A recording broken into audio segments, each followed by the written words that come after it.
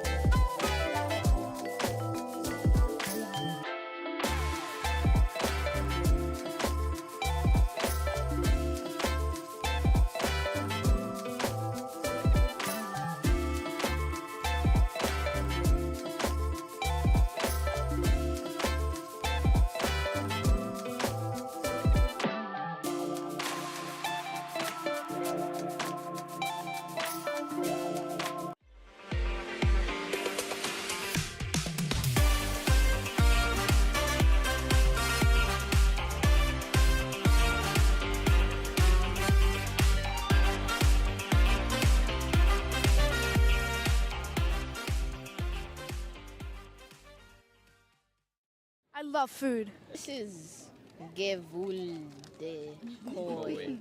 I'll give it maybe a 7. It's actually good. A 7 out of 10. It seems to have like coconut in it and it's really sweet, so I give it an 8. You like it? No! No! It's kind of sticky. That's nice. Mine is 6.9. It's just weird. Yeah. It's quite soft, yeah. This is actually my favorite so far. I think it's better than this because it's not too sweet. I love it. 69 out of 10. It seems like something you could take for like a good 2-3 days and you're like, you know what? I can get another. Say it again.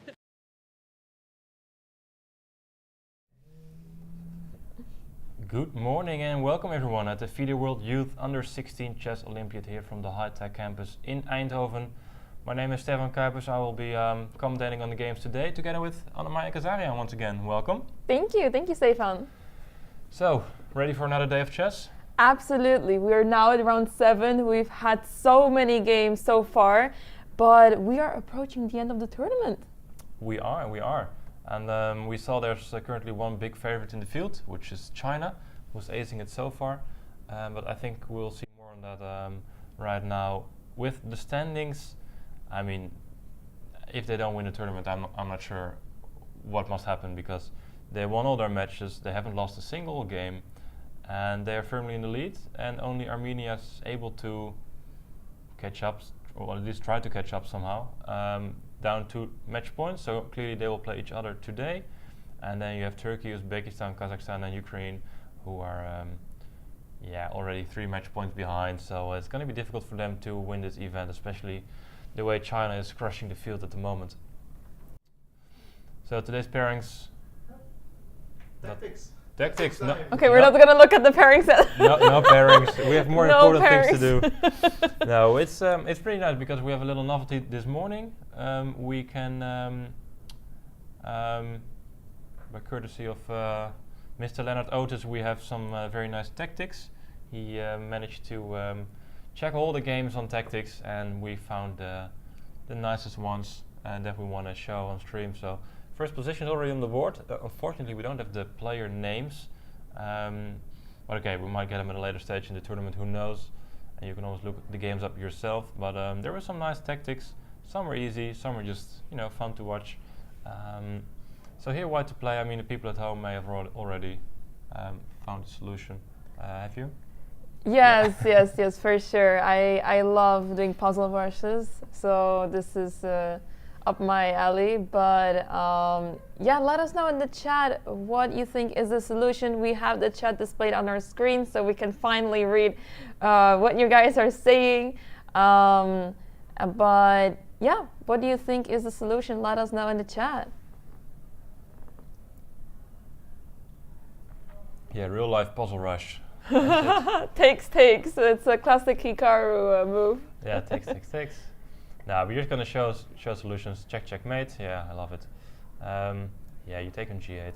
I mean, these are always fun if you have you're attacking and you find a way to sacrifice your queen to win the game. It shouldn't be too difficult. King takes, bishop d5. It's just check, and at some point it's mate. Rook f8, checkmate. We also see the solution in the chat by Schurgas. Good job, nice find, and it's always really nice to be able to sacrifice the queen to checkmate. Yep, it is. Second one, I mean, these are difficult because if you're in the game and you see the position is kind of messy, I'm not sure, but I can imagine that the last move by white might have been c takes d6, and you're probably in time trouble, and you do tend to miss the following sequence of moves. Because you're attacking with f2, it's firmly defended, so what are you supposed to do? In the meantime, we can also see the players entering the playing hall, which is always fun to watch. Yeah, I mean, there are some experienced puzzle rushers in the chat, I think. For sure. Indeed, rook takes h2. If you know there's a trick, then it's easy to find because you don't really have any other move that might achieve anything. And now I gotta be precise. I think rook f6 is the right follow-up. Yeah, rook f5, it will probably be captured, and then you'll have to deal with some difficulties. So making sure that the rook cannot be captured in any way to checkmate on h1. Yeah, and there's nothing white can do. Dominating the queen side, but it's all about the king. Yeah. With this one. No, this one was too difficult. Yeah, we were looking at this one, we were like, what is going on here? Wait, I thought this was, I thought we eliminated this one from the set. Okay. If you want, you can solve it at home, but we're not going to spend too much time on this because we spent a lot of time and we didn't find a solution. Yeah, you can screenshot it, and it's more like a defensive exercise, which is much more difficult.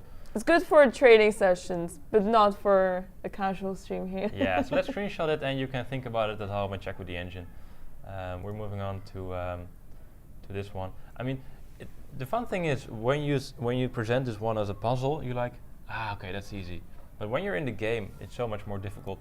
And this one is kind of cute, but it's also not too difficult when you know that you're looking for something here. Yeah, solutions popping up in chat in no time. E5. Nice double attack. It's really forcing bishop takes e5 and now knight c4 with the double attack on queen and bishop and winning the piece here. So that is not a cute one. And I think this is 17 is my... No, this is not my favorite. We're getting there. I have a favorite one, but I think it will show up soon. So, once again, black to move. Messy position, but there's some attack on rook and knight, and white seems to be dominating up a pawn. But white has a nice tactic here. Check. We'll look at this check because you're looking for these checkmate sequences with queen g1, but there's none. But there's queen takes d1. Ah, that's nice. It's just, it's cute. You win the rook, and okay, you will lose this one, but you're still up a piece. Yeah, that is winning. Now I think my favorite one just disappeared. Maybe no, is it here? Nope. No, it's not this.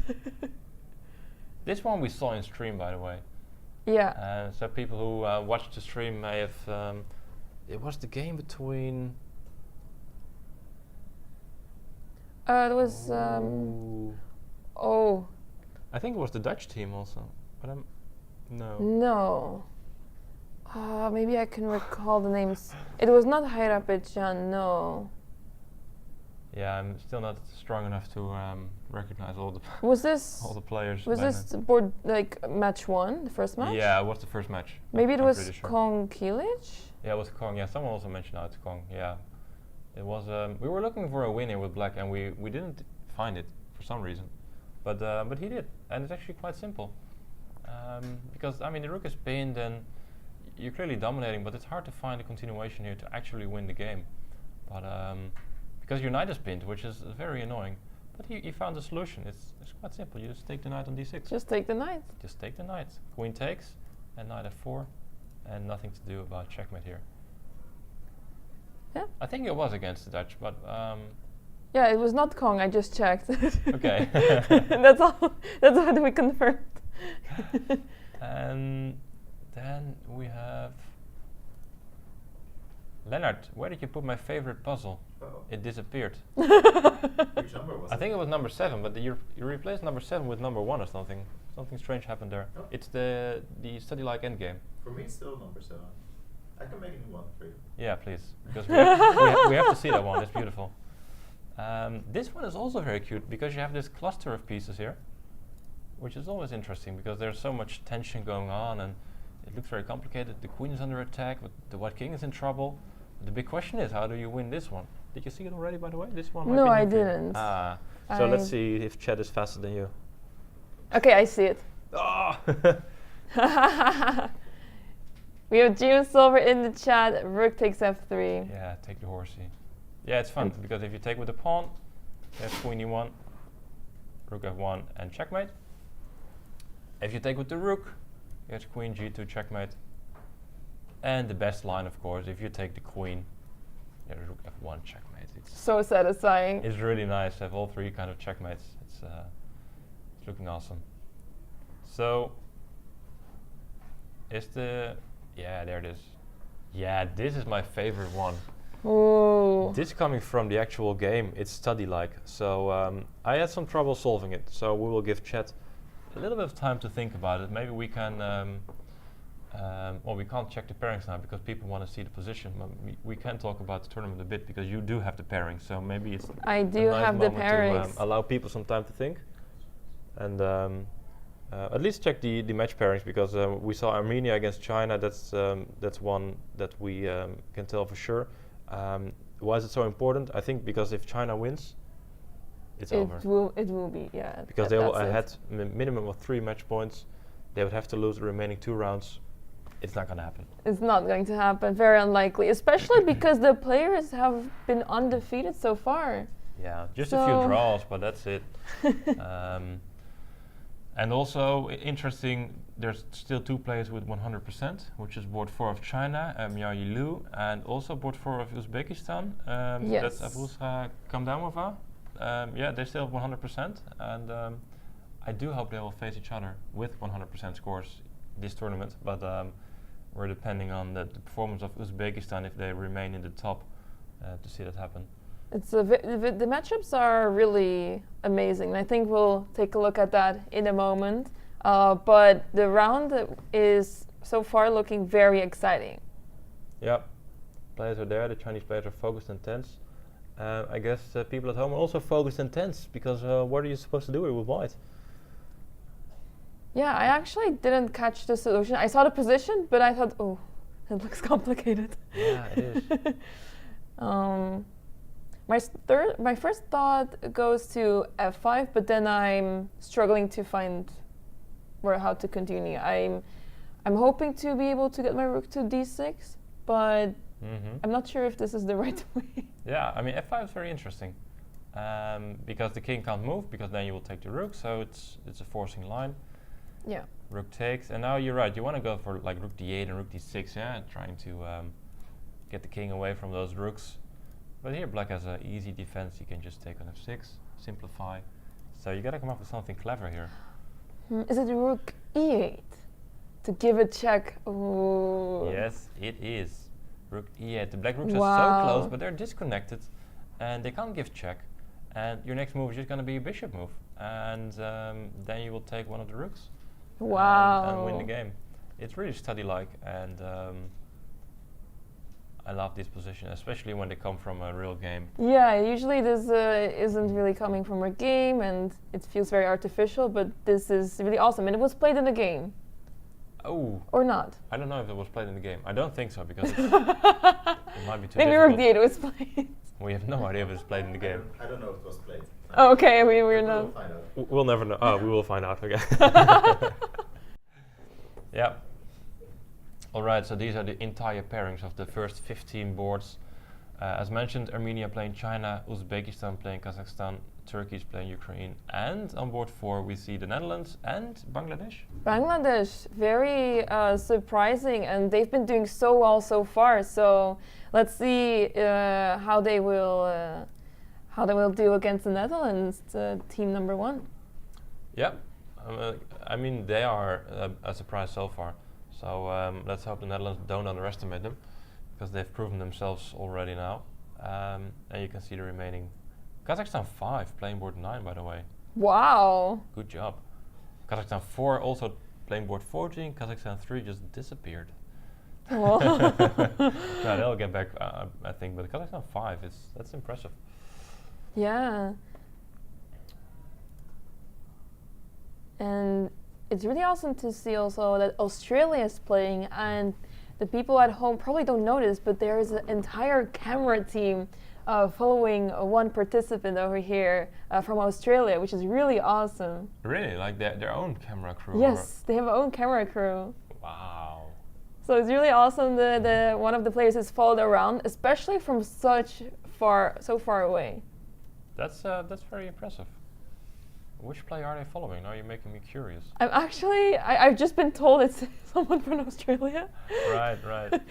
So, we will. Maybe we're not allowed to publicly disclose this. Secret. It's a secret. We'll never know. Yeah. So who are we going to follow?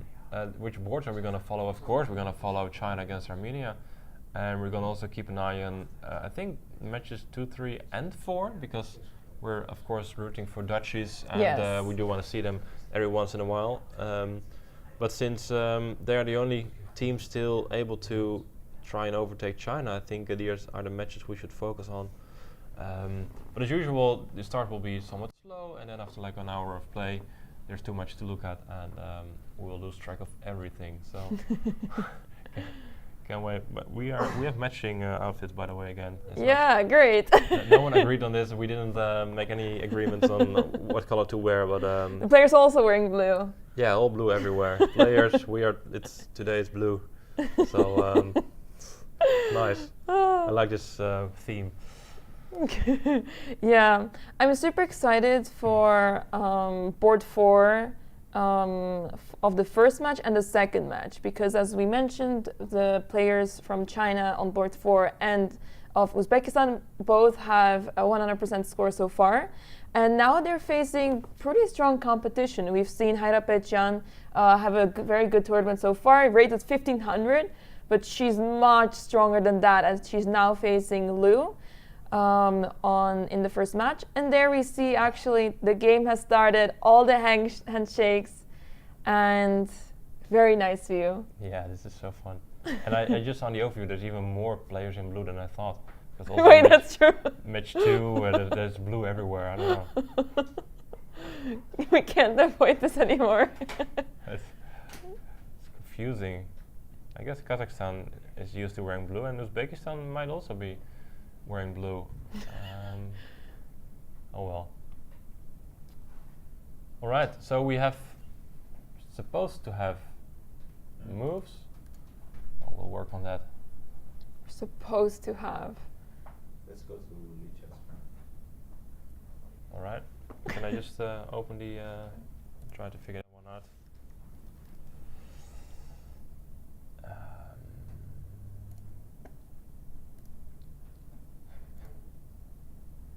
All right. Okay, here we have the moves. Not yet the names, but we'll add them very soon.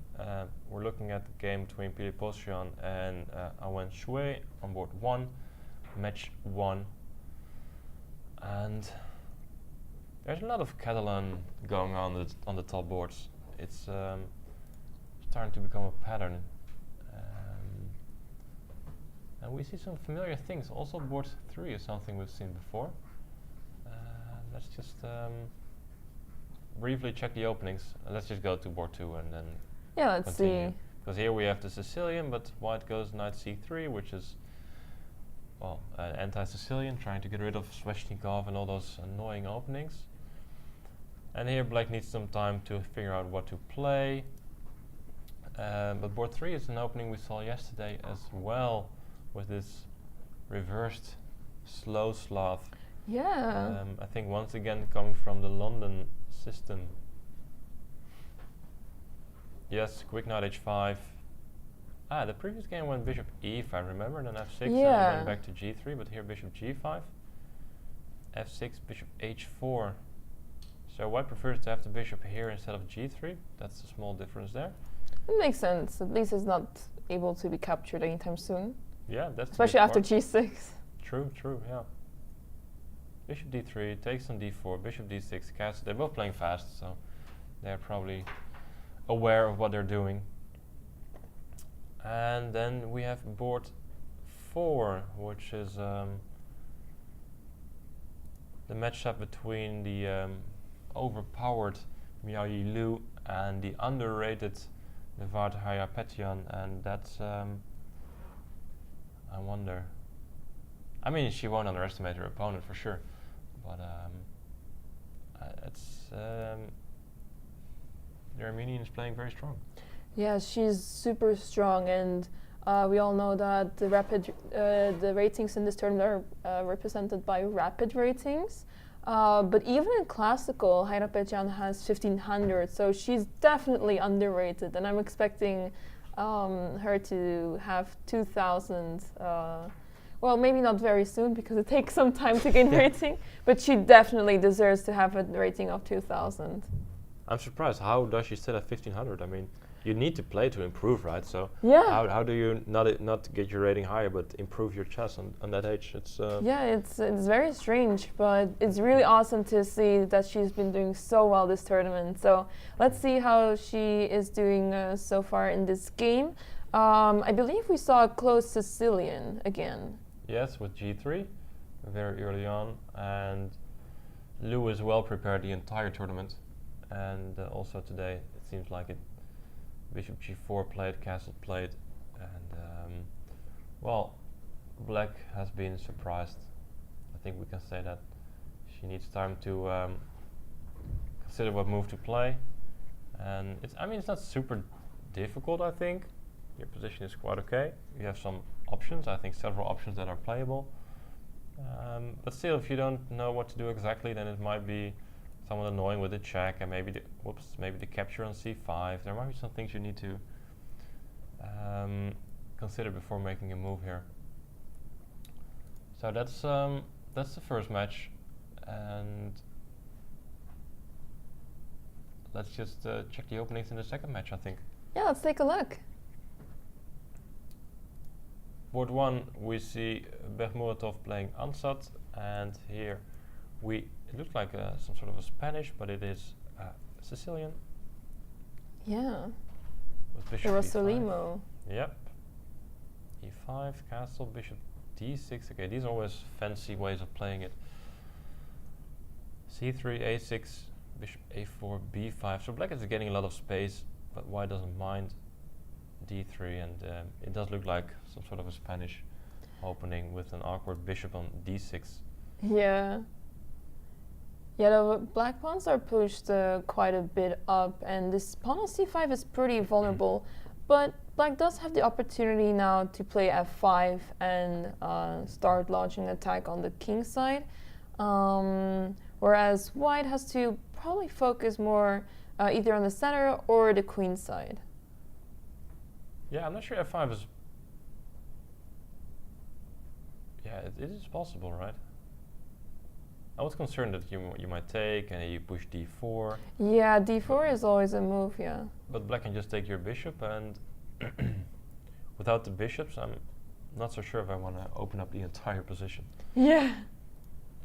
Yeah, sooner or later this bishop on c8 will develop, and it may seem like black is doing not a great job. Bishop d6 seems very bad. It blocks the pawn on d7, but eventually bishop c7 will be played, and maybe d5 or d6 will be played, and yeah, black definitely has some play here. Yes, I like f5. I do think it's still theory though, so either white knows the move f5, or it's just not such a good move. So I'm not sure if you really want to play, but okay. You have options. I was expecting white maybe to go for d4 here. It looks a bit more aggressive maybe than just going d3, but okay, it's he prepared this, I'm pretty sure, so we'll see.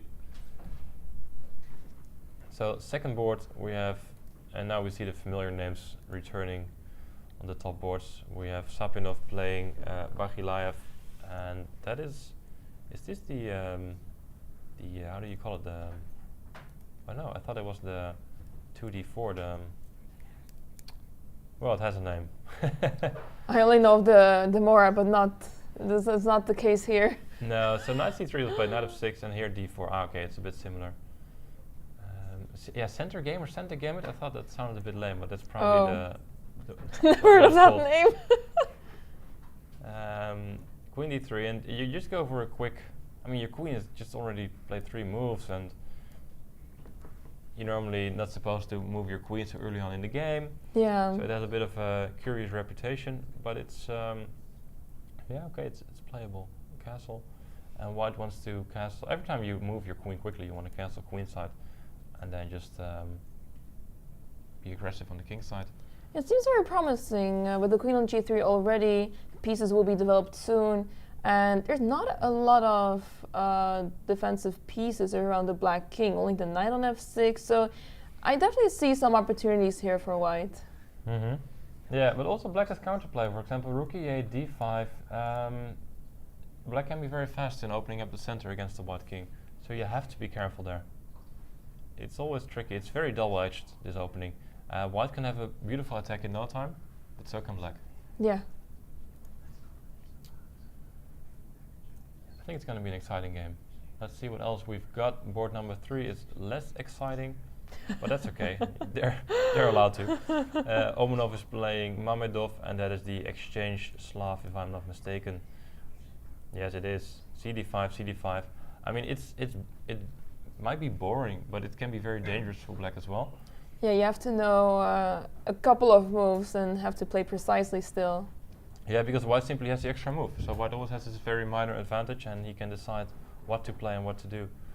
Yeah, moves such as queen b3 are always annoying, attacking the pawn b7, especially when the bishop has moved out already. Yeah, very true. And I think there are also lines here where you go f3 and g4, so you can also be very aggressive as white. Yeah. So you need to know a lot of different type of positions as black. And I played many exchange Slavs in my life, and I never really enjoyed it as black. I shouldn't say this on stream. All right, bishop e7. And here it seems to be a bit calmer. I think white's still going to go queen b3, as you mentioned, and maybe try to get hold of this bishop. Maybe some bishop g3, f3, knight f4. I mean, there's possibilities to try and exchange that bishop for your knight. I mean, it looks boring at first, but it can become very interesting. It can also stay very boring. Yeah. It can go both ways. We have in the chat a question, can this be called a London? No. No. Nope. It's a small difference without the c pawns, but yeah. The thing is that as soon as you play c4, there's no more London. There's no more London. It's yeah. gone. It's gone. Yeah. So. That's fair. Nope, not possible. And then let's check board number 4, because that's the game between Romanova and Khamdamova, and that is still just a few moves played. Knight 3, d5. Nothing strange though. It's like a reverse King's Indian, and yeah. Yeah. Yeah, Nurmanova has been spending some time in the opening. Okay, Kamdanova also spent some time, so the moves haven't been played very quickly. But yeah, so far just a few moves on the board, and yeah, we'll see what happens. But Black is early on already taking some space here. Mm-hmm. Oh, I see. See one of my pet lines being played in match number 3. That's I have to check that. You want to reveal your pet line? Yeah, that's okay. I've played it too many times. But my pet lines are more like guilty pleasure, so I don't often play them in classical games. Okay, okay. Yeah, I think just judging by the positions, we do have. Well, no, let's have a look at. No, we should go back to match 1, board number 4. I mean, that's going to be our main focus. As long as nothing interesting happens, we can check other boards. But in the match between Lou and Hayrapetyan, we can see, and the webcam was the entire time on that board, by the way, I just noticed. And here things got exciting because d4 and bishop g4 castles, and Black took the bait. She took on d4. Queen e1 check, unpinning the knight, so you threaten to take on d4 now. So she plays knight e6, which makes a lot of sense. Knight e5, attacking the bishop, also activating this bishop. Bishop f5, and now the move c4. Wow. So white sacrificed a pawn, but look at the activity. The knight on e6 is misplaced, the king is still in the center, and most of the pieces of Black haven't been developed yet, and it's really easy for white to develop the pieces with knight c3 coming in, and the bishop on g2 is just sniping across a diagonal. Yep. Looking very strong. Yeah, this seems very unpleasant for Black. I don't want to sound too dramatic, but maybe white has a very big advantage already. Yeah. Not so sure how to continue here. I guess you got to because if you push the d pawn, then there's going to be bishop b7, there's going to be bishop c6, maybe even knight c6. This is just terrible. You also lost your pawn again, so no material advantage. It's nope. And sorry, if you actually played knight f6, yeah, that's the other option. You can defend the pawn. But now, is there some knight c3 perhaps? Yeah, you would think so. But also there might be. Yeah, I was also looking at moves like g4. There's some tricky stuff because you do know if you manage to take on d5 with the pawn and the knight has to move, you just win the game by means of knight c6. So there's many ways that you can try to make cd5 happen. And she just played a move, and I failed to notice which way. She took on d5. Takes, knight takes, so no knight c3.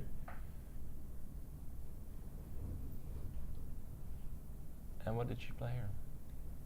Oh no, sorry, Black still has to take. Knight takes d5 has just been played. And now g4. Yeah, there we go. Wow. What a preparation by Lou here. But why is this move good?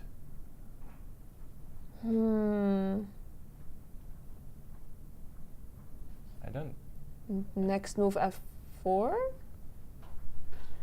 This Yeah, bishop but is... the thing is I can take on b1. Okay. So you're being slowed down quite a bit here. Takes.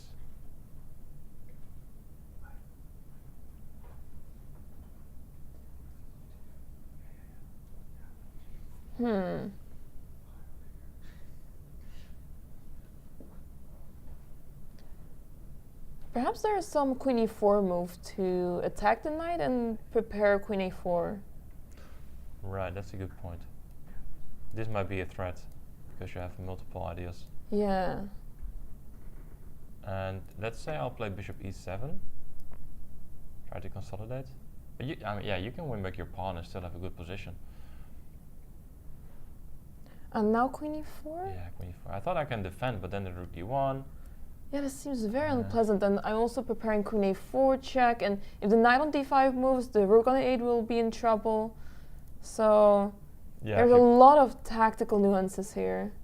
yeah, the rook is hanging. There's knight c6. Sorry, knight c6. There's bishop c6 maybe. This is awful. Yeah, looking very strong. Even though black gains the tempo because of bishop b1, rook b1, and you have a move, it doesn't seem to be a good move solving your problems. Power play by Lou early on in the opening. I mean, going knight takes d4 is a bit of a tricky decision, right? Yeah, if your opponent is blitzing out the moves, there must be something wrong with capturing a free pawn.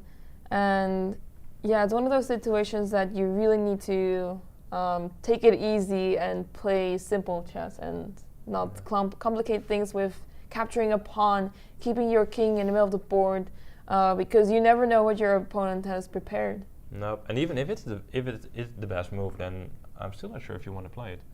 Yeah. Because if it's the best move, your opponent knows it for sure, and you're still under pressure. So I would only take this pawn if I find a way to consolidate and develop and get my king safe. And well, she didn't find that. Yeah, well played by Lou. And I'm not sure if she can find a way out as black here.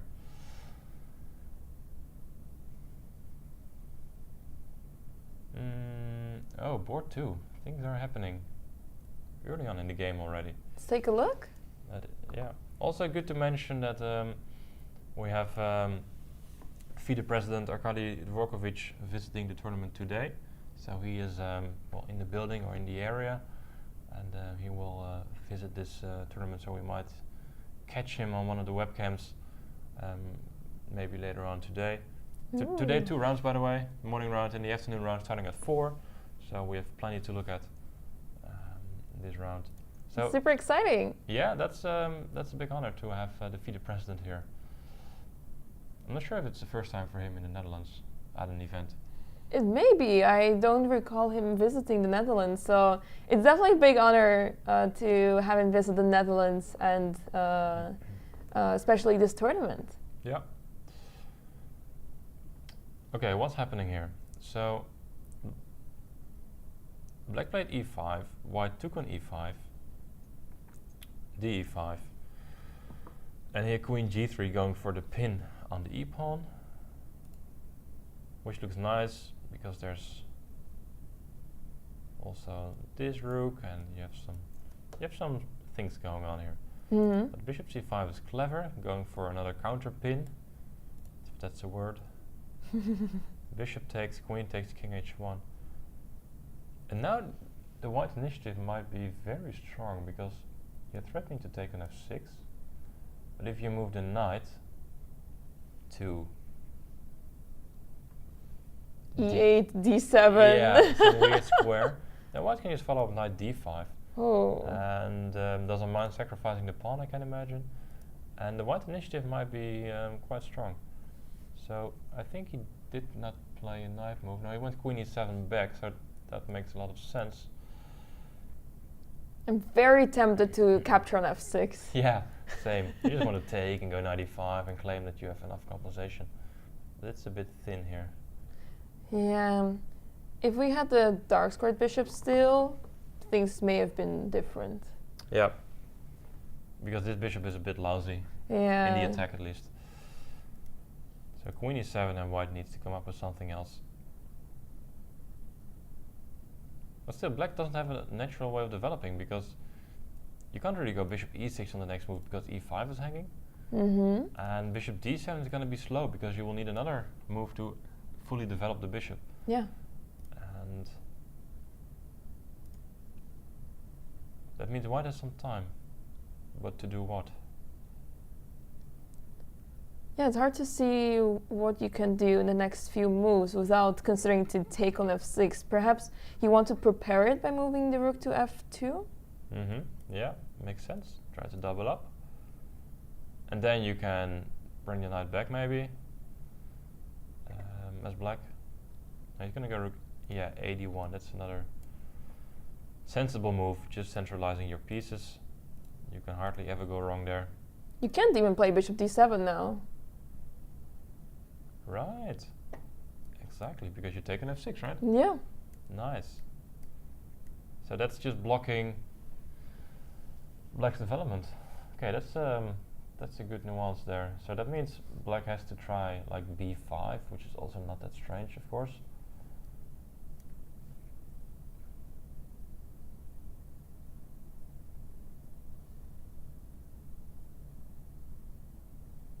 Yeah. Pleasant position. Maybe there's some annoying things like a4, b4, and then maybe knight d5. Yeah, that seems pretty unpleasant. Okay, rook takes. Now you got to protect the pawn. But there's also bishop c4 maybe coming. White has a slight edge, but it's very slight. And if he's not careful, then black just develops and is fine. Yeah. White still has some time, but feels like white needs to start taking action now. Yeah, you need to keep the initiative, else your position is nothing special. Yeah. Because this bishop is quite bad on e2. Mm-hmm. And,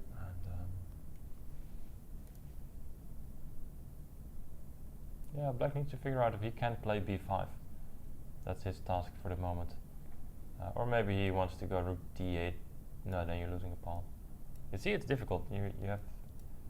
I mean, you can take queen takes and queen takes e5. So you do have to be careful. Yeah, b6 or b5 makes sense, but let's see if he can figure out which one to play and if it's possible to play. In the meantime, we can give a short update on the game between Lou and Hayrapetyan, and yeah, as you predicted, bishop b1, rook takes, bishop e7 and queen e4. Yeah, it's on the board now, and this is looking very worrying for Hayrapetyan. The knight on d5 is hanging. If you move the knight, b7 will be hanging. There's queen a4 check, and almost everything is hanging there. Yeah, it's too difficult. At least you can go king f8 in case of emergency. Yeah. Yeah, not really enjoying herself, I can imagine. Knight e7. Knight e7, I think you have rook d1, so I don't think that's the only move. It might be just a bad move. And also you have queen a4 once again. Yeah, it looks awful.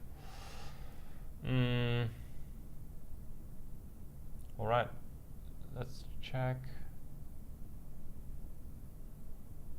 board 1, I guess.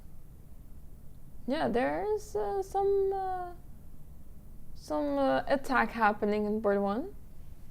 Ah, the cup cam. They made it all the way to match 1, board 1. There we go. So we left off rather early. Just see how we got to the current position. Knight e4, queen c2. Some minor pieces being exchanged. Black still needs to develop this bishop somehow. So d6 and a quick d5.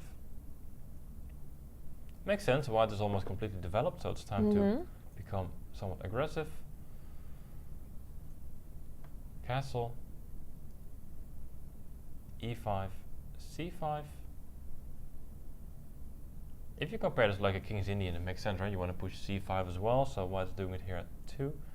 f5, rook ac1, knight f7 and knight d2. I get the feeling white has the typical King's Indian play on the queen side. Yeah. And black has no typical King's Indian play on the king side. Yeah, well, it's also very slow because white has already pushed up c5, and it feels like white's attack is simply much faster too. Yep, you can always try to take on d6 and enter with queen c7. Yeah, very slow start for black, even though the pawns are on e5 and f5, but they're not doing so much. So I really like white's position here. Looks good. I think he's down on the clock big time. White has 29 minutes and black still has 40 minutes. So it's a difference there. Black apparently seems comfortable with how the opening went, but then you can still have a worse position, of course, even if you know your theory. So looking healthy for white, and let's stick with board 4, see if we can find If we can help out Hayrapetyan a bit. Yeah, she has played the move knight d to c7, so she moved the knight from d5, which means that there are all sorts of threats, such as queen takes b7. Okay, queen a4 check may not be so strong at the moment because of b5. Yeah, we'll have to check that. So I think Let's see. it's safe to say that after queen b7, black will castle, right? Yeah. Is there knight c6? I really want to play this, but I'm failing to see how to win this piece. Yeah. Now, I mean, they are defending quite well. Yeah.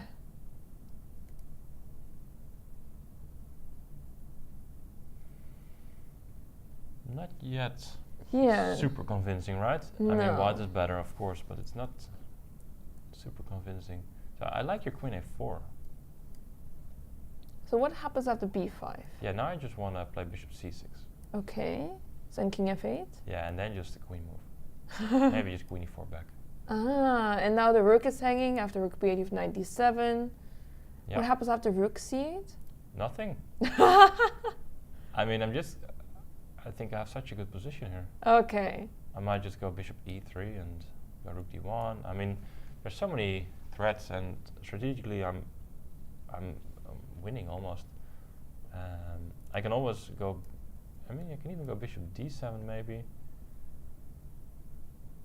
I might be able to win the rook, but I'm not sure if I want to. I think bishop e3 is very nice. Rook d1, maybe f4. Maybe I want to go queen f5. Maybe I want to go knight d7 check. So much you can do.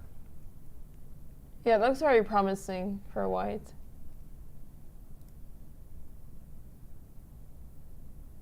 Currently, Lou is thinking after the move knight dc7, but yeah, she's ahead on the clock. She has a very comfortable position once again, so this is looking very good for Lou. Yeah, I think she should just go queen f4. It's the best chance to keep under pressure. I think that's what troubles your opponent the most. The only thing black wants is to castle. Just castle. Just get your king safe and try to get into the game somehow. Yeah. And I don't see how black can defend against this. If you go king f8 here, then you just take on b7. You have the same problems, but then without the extra pawn.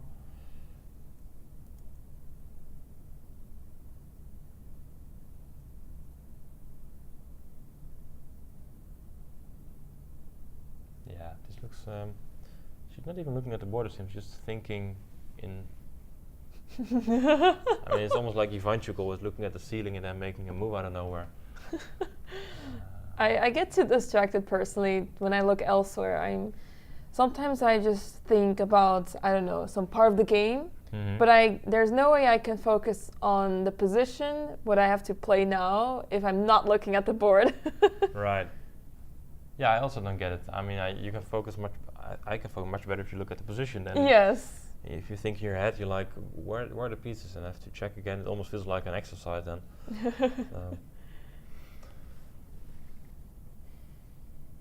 Okay, anything interesting on the other boards you've seen, maybe? Let's see. A lot of interesting positions. I see that we're already in an endgame in the match of the Netherlands on board 4.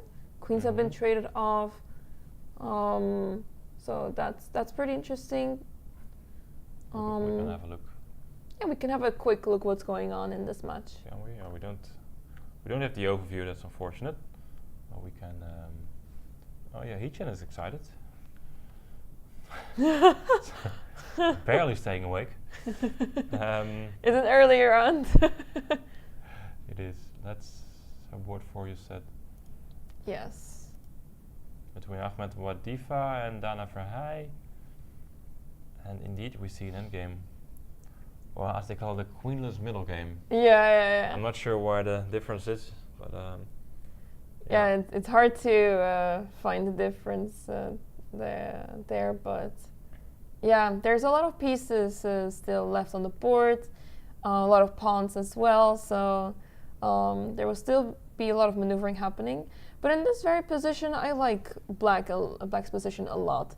This position came from a Sicilian, and we know that in Sicilians usually after queen trade, white is not able to attack anymore, and it's safe to assume that black has the advantage. And oh, this was a very forced line. Yeah, it was. It was. Yeah, the black should be quite happy here. King c7, f4. But the big question is, how do you answer to the threat of f5?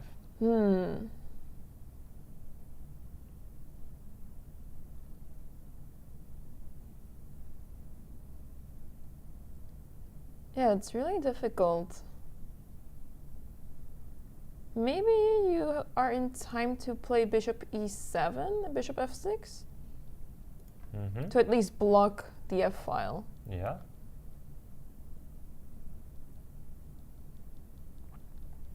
Looks good. So f5, just bishop f6. And the bishop is nice here. Controlling the knight a little bit. And if you take, you'll take with the f-pawn, I guess, to control this square.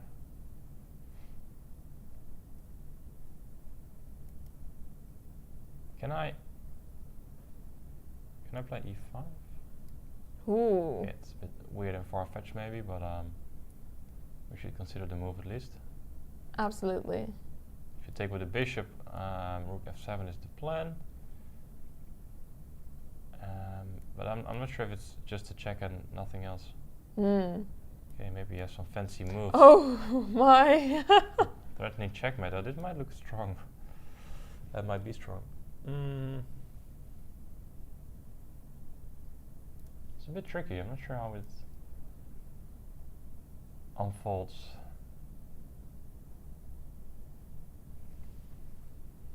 Yeah, this is the position is unclear. With the pair of bishops of black, black is able to defend pretty well, and white is missing some pieces for the attack.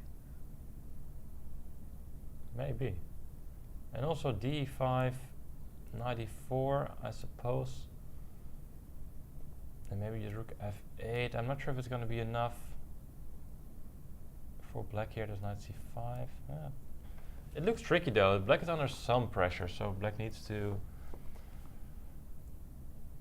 well, find a way to neutralize white's initiative for now. Maybe you also want b4 and bishop b7 just to create some counterplay against e4. Now this is indeed a moment where I will spend some time with black, so good thing she's doing that. Yeah. We have in the chat some questions. Where in Eindhoven is this? We are currently at the high-tech campus in Eindhoven. It's a very big area full of big buildings with all sorts of smart people. Smart people, yeah. And yeah, it's quite a big area. I haven't been here before, but it looks pretty modern. Yeah, it's modern, it's big, and a lot of people that work here. So it's a very nice atmosphere if you want to play a chess event. Yeah. And we also have Ketty here, of course. She is recording a lot of videos during the event. Make sure to check out the socials of Schaakbond, as we are posting the videos there and also on the FIDE chess channel. So make sure to check those out because the videos are a lot of fun, a lot of original content. The participants are asked some of the most fun questions, such as who's your favorite chess player, what is their favorite Dutch candy. So make sure to check out those videos. Yep, hashtag Youth Olympiad. You'll find it all. All right, let's return to the first match. We just can't deny whatever's happening there, and I think we have a little overview here. We can see indeed what we expected, that is Lou being much better right out of the opening, and the other games are very balanced. I'm surprised that board 1 white only has a very small advantage. I had the feeling white would have been better than he actually is. Yeah. And the same goes for board 2. I think black, apparently black managed to equalize nicely, and the third board, okay, we expect it to be rather equal. Perhaps it's practically really difficult to play for the black pieces. The third board, you mean? Yeah, Yeah. just generally the ones that we thought that white is much better. Perhaps practically it's difficult to defend, and engine is always pretty harsh. Yeah, true. Yeah, white always has a pleasant position, that is true. Yeah. So on board 4 we can see that she did play the move queen. Well, that doesn't work. My apologies. Where's this? Oh no, we broke it. We broke it. Oh no. And the best part is that our producer has left the room. We just broke everything. Oh no. Hold on. And we have here 2 very big stream decks. I've never seen so many buttons. I have a really small one myself and I don't even use it. So it's always a big mystery how these things work and how we have programmed everything. I think we, since we switched to lead chess, I think I should not have pushed those buttons. Maybe we can check if there's games, if there's moves on chess.com. I believe there is, yeah. We can So switch back quickly. we are gonna switch back quickly indeed. Wow. Nope, doesn't work. So much pressure. So much pressure. Usually there's studio mode where you don't reveal much and stuff, but we don't have a producer with us. There we go. Broken and fixed. But not this game. We're looking for the game between. Oh, we have in the chat saying that my mic is not doing a great job. Let's see. Oh, I can hardly see it. Where is China? We haven't had complaints so far, so I'm not sure what happened. Ah, there we have the match. Okay. We're getting there. We are getting there. And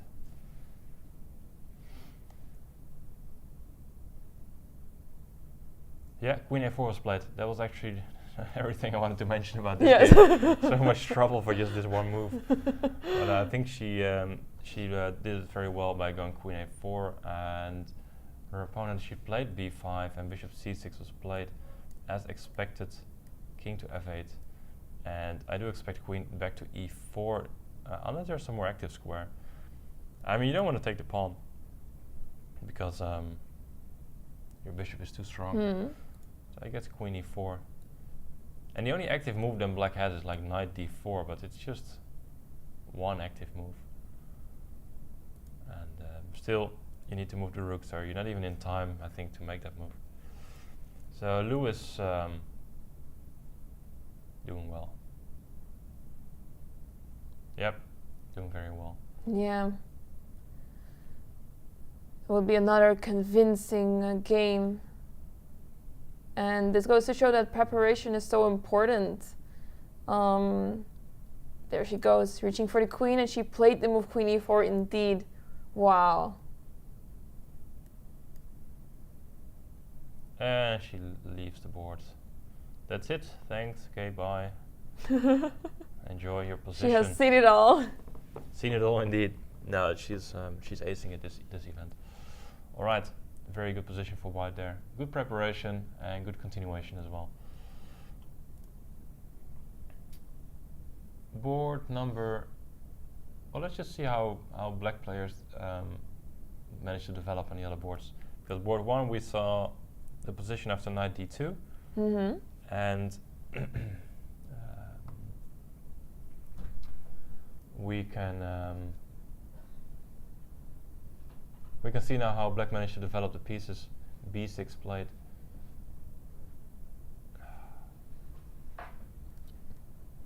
No, oh no! Chess.com just removed all the moves again. Why would they?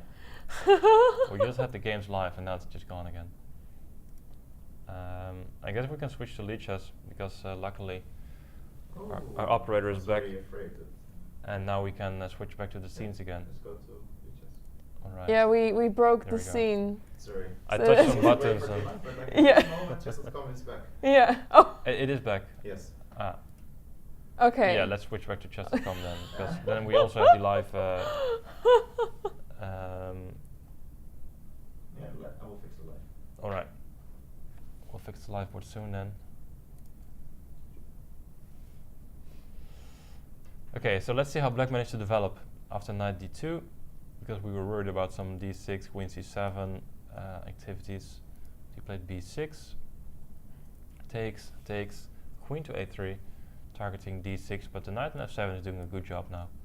Mm-hmm. Bishop b7, and this is the current position. And this is how black developed, and it's looking pretty okay. And d6 well defended by the knight. Okay, the knight looks passive here, but you know, it's okay. You're defending one of your weakest points in your position, and c file is pretty close. Bishop defending c6, queen defending c7, and very easy rook c8 move available, I think, on the next move if you want to, but it's not even necessary. And the white minor pieces are struggling a bit to find active squares. Yeah. Yeah, I mean, white can try to take over the c file even more by playing rook c3 and rook c1, but it's very easy for black to defend this.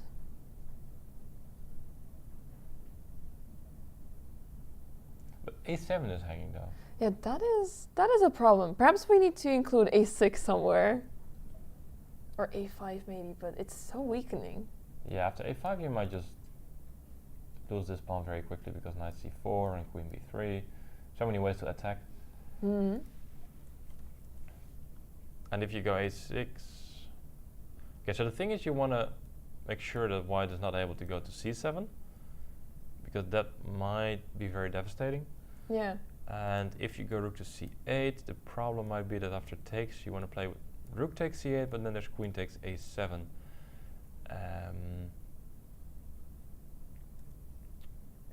And if bishop takes c8, it might be possible though. Rook c1 and just bishop b7 back. Mm-hmm. Feels a bit annoying that you have to keep your rook here guarding the a7 pawn, but then again, it's also the white queen that is stuck attacking the a7 pawn, so that seems to be okay. Yeah. Yeah, very balanced position. Yeah, looks okay. White needs a plan. And maybe it requires some clever knight maneuver, like maybe knight b1, c3, b5. Try to provoke this a6 move, and then maybe just head back again to c3 and a4, trying to provoke another pawn move. Mm-hmm. Slowly make some progress there, but it's very time consuming. Yeah, it's going to take a long time, and in the meantime, black can think of some other plans. Does black want to launch an attack on the king side still? Is that still part of the plan, or does black have to think of something else? I don't really see how you're going to attack on the king side. I think you have no chance succeeding there, especially because you need most of your pieces guarding the queen side. Yeah. And I think every attack you try, I guess you need some pawns, like g5, h5. It's just weakening your king side, and I don't think there's a way through the white position, because this queen has a very easy way of defending along the third rank, and even the rook is able to join, and you also have this bishop just guarding the king. It's going to be very difficult. So I guess black has to just sit tight, solve the issues on the queen side, and try to slowly exchange a few pieces and try to get hold of the c file, or at least fight for the c file. Mm-hmm. Maybe you can try some central activity with e4, maybe to bring your queen to e5 or your knight to e5. But also then you have to be somewhat careful that you're not weakening too many dark squares, maybe, because you also allow the white knight to enter.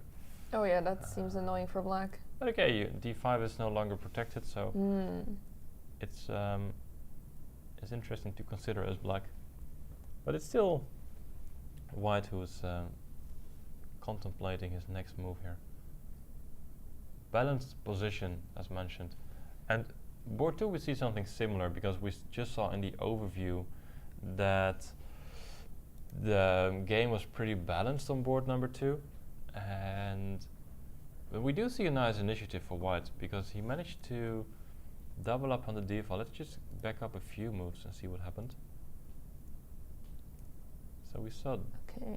this, right? Rook Yes. 81, and here you played b5. Knight d5 takes, and f6.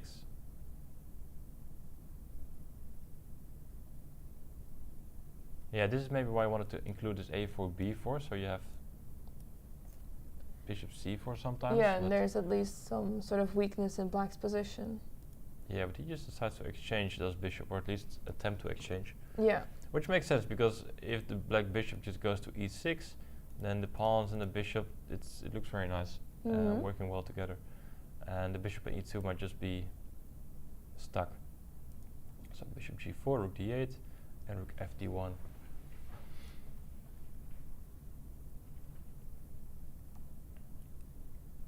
We're looking at mass exchanges, I think. Yeah. It feels like white is much more active and is able to do much more in this position, but after a lot of trades, I'm not sure if there is a side very favored here.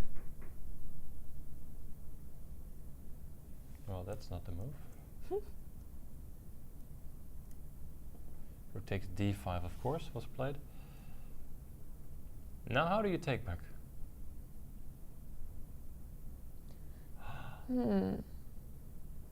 Or do you play queen b3? Ooh, that's tricky. That's fancy stuff. Yes. I like it. So what if black simply plays bishop b7?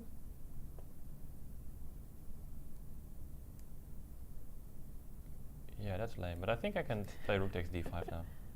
Ah. Oh, and you're threatening rook d7. Yeah, rook d7, rook d8. Ooh. And the thing is, you can never capture because there's this double attack on king and rook. He didn't play it, I think. I think he already took back on d5. Did he? Yeah, I believe so. I see a rook on d5. Yeah, I think he played. Once again, live board is struggling a bit because reasons. Yeah, he took on d5 with the rook. No, you see, it's. I can just change the color of the rook. See? It's magic. That's weird. Perhaps queen b3 is still an opportunity. Yeah, but if you take on g4, you go rook d8. Okay, you can play queen e1 and still be able to recapture with the queen and be active. But queen b3 looked very strong. Yeah, we need to. He played bishop e6.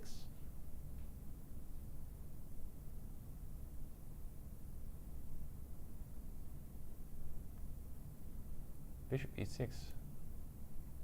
Yeah, you can still consider queen b3. How do you defend?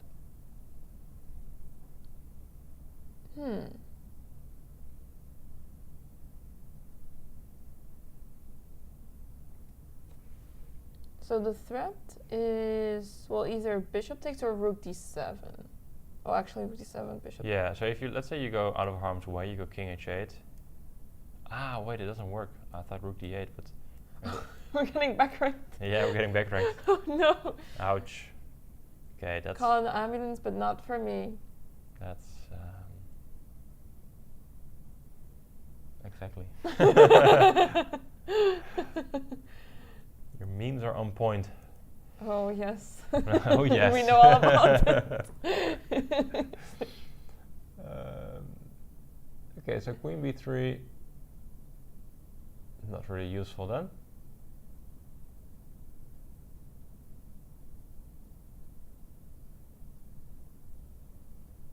Yeah, so you could take on e6 and maybe just play this move and then go queen d3 and Just play it very slowly. yeah, because you have a majority on the queen side, so you can Yeah. you can always try to create a pass pawn there. And your king side, you don't really mind being down a pawn on the king side because no way Yeah. black's going to push all the pawns there.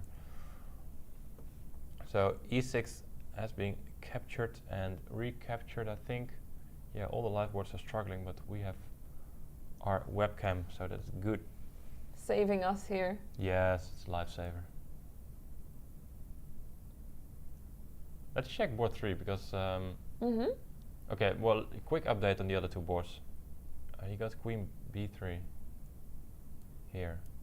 Okay. We still have a move, so let's just... Okay, so he can go king h8 as we saw. Because the discovered attack is nothing. Ooh, he's staring him down. Do they get coached in staring, these kids? Because they all have this massive stare. It's Psychology 101, part of the chess training. yeah, or is he gonna go queen f7? I don't know. Let's update the other boards because we saw some familiar things happening on board number 4 between Lou and Hayrapetyan, because she did play.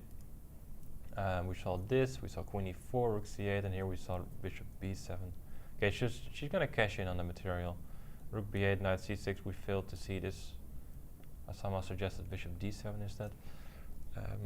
She's gonna grab the exchange. I'm not sure if it's the best move. I wouldn't be surprised if bishop e3 or something, just activating pieces might have been even better. Yeah. But no, she's in firm control after bishop b7. And also on board 1, just to update things before going to board number 3, we saw that white did play this knight b1 move, which I didn't think it would be good enough, but he played it anyway. Yeah. e4 was also played, knight c3 was played, and rook f to c8 was played. So familiar moves, and this game is gonna get exciting, I think, because there's gonna be some tension on d5. Also, knight b5 might be an option. So Yeah, knight goes to e5 as well. There's a lot of exciting things happening for both of the players. yeah, but also exciting stuff on board number 3. So let's head there because we haven't paid that much attention to that game. Let's see. Where we see Agasarov playing against Kong, and what happened? We left the game around this moment where they both castled. Yeah. Rook c1, bishop d7, both just developing, knight b3, b6, and white's going for g4, which is a nice way to kick away the knight and then, well, at least exchange the bishop against the other bishop. But then g5 was played. This is some typical stuff, but it's always very confusing to understand if it's good enough and what exactly happens. So knight takes h4. So white is up a pawn here. Yeah, it's a pawn on h5 though, so I'm not sure how much that helps for white, but yeah, both kings are open, and it feels like the black king is the one that is unsafe because black's pieces are barely developed. There's very little access for the black pieces towards the white king, so I feel like white has the initiative here. Yep. Yeah, the h5 pawn is quite useful because you're also protecting g6, which is a square the knight or the bishop might want to go to in case of some activity on the g file happens after king h1 or g1. Now f5 played. But how are you going to maneuver your pieces? Oh, you want to play knight f6.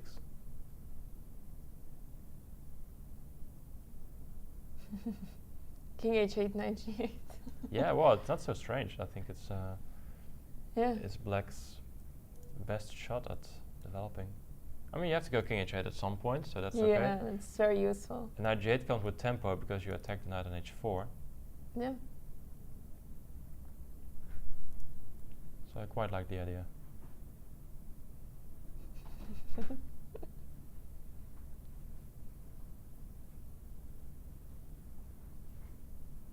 Also, the white pieces are a bit, well, strangely positioned, to be honest. Yeah, yeah, there's no harmony really, and especially after f5 shutting down all sorts of attempts to attack, I start to like black's position a bit more. Mm-hmm. Yeah, maybe you have to just go f4. Just do the same. Yeah. Yeah, but I don't like that the light squares are so weakened of white. e4 and g4. It feels like those are the entry points for the knight, and in a few moves it will jump to one of those squares. Mm-hmm. That is true.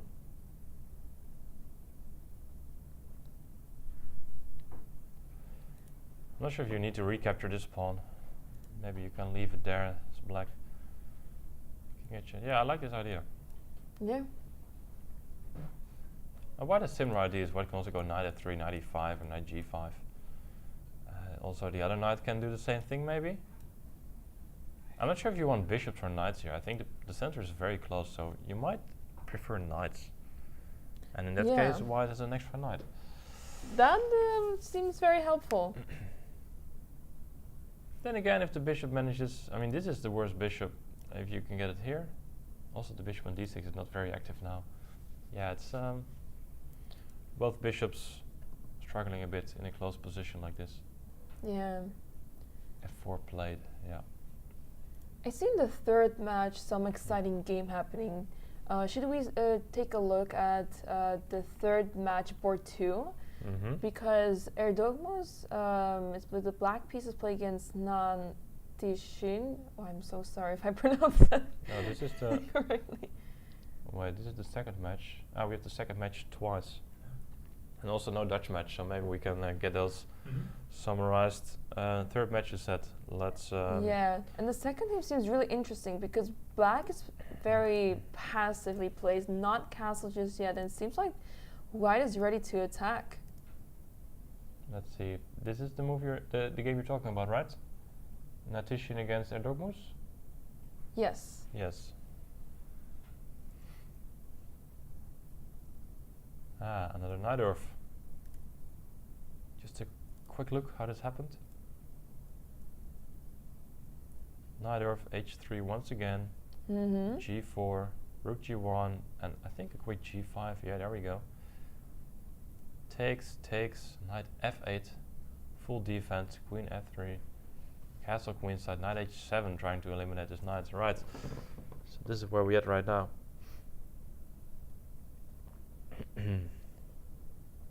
Yeah, how do you evaluate this? Is this simply crushing for white, or does black have some proper defense here?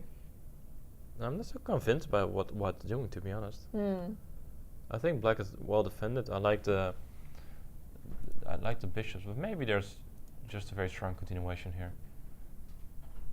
I just really want to play a move like f4 to get this final breaking move.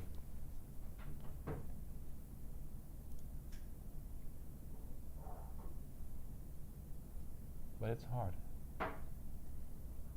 Also, you want bishop c4. Well, bishop c4, but also not possible because the queen is guarding c4. Yeah, black is down to 10 minutes, white still has 25. He goes for... Oh no, sorry, that was board 1 making a move. Oh no, our moves. Oh, they're back. The tension. Chess.com thinks it's not exciting enough already.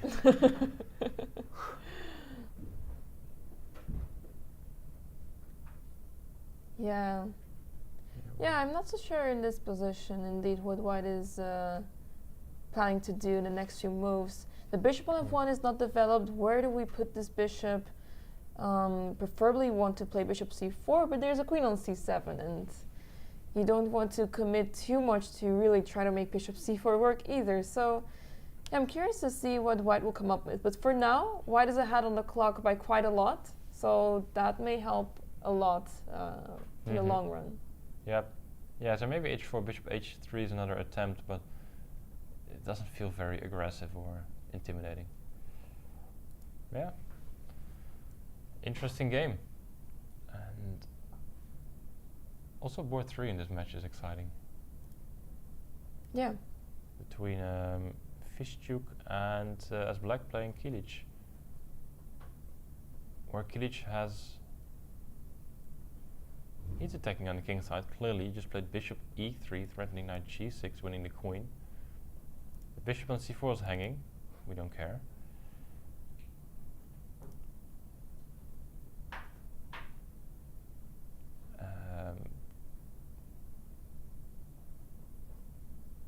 What do you do against knight g6? Do you play rook g8? Yeah, perhaps.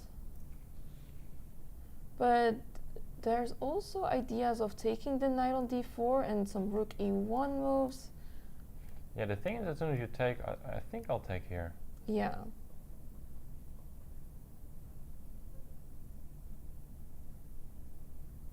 You have the e5 square. Is it enough?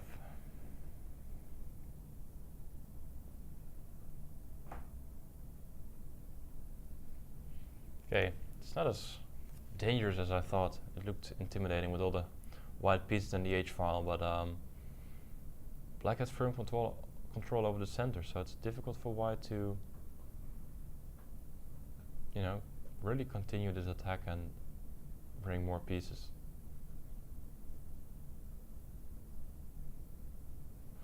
Right.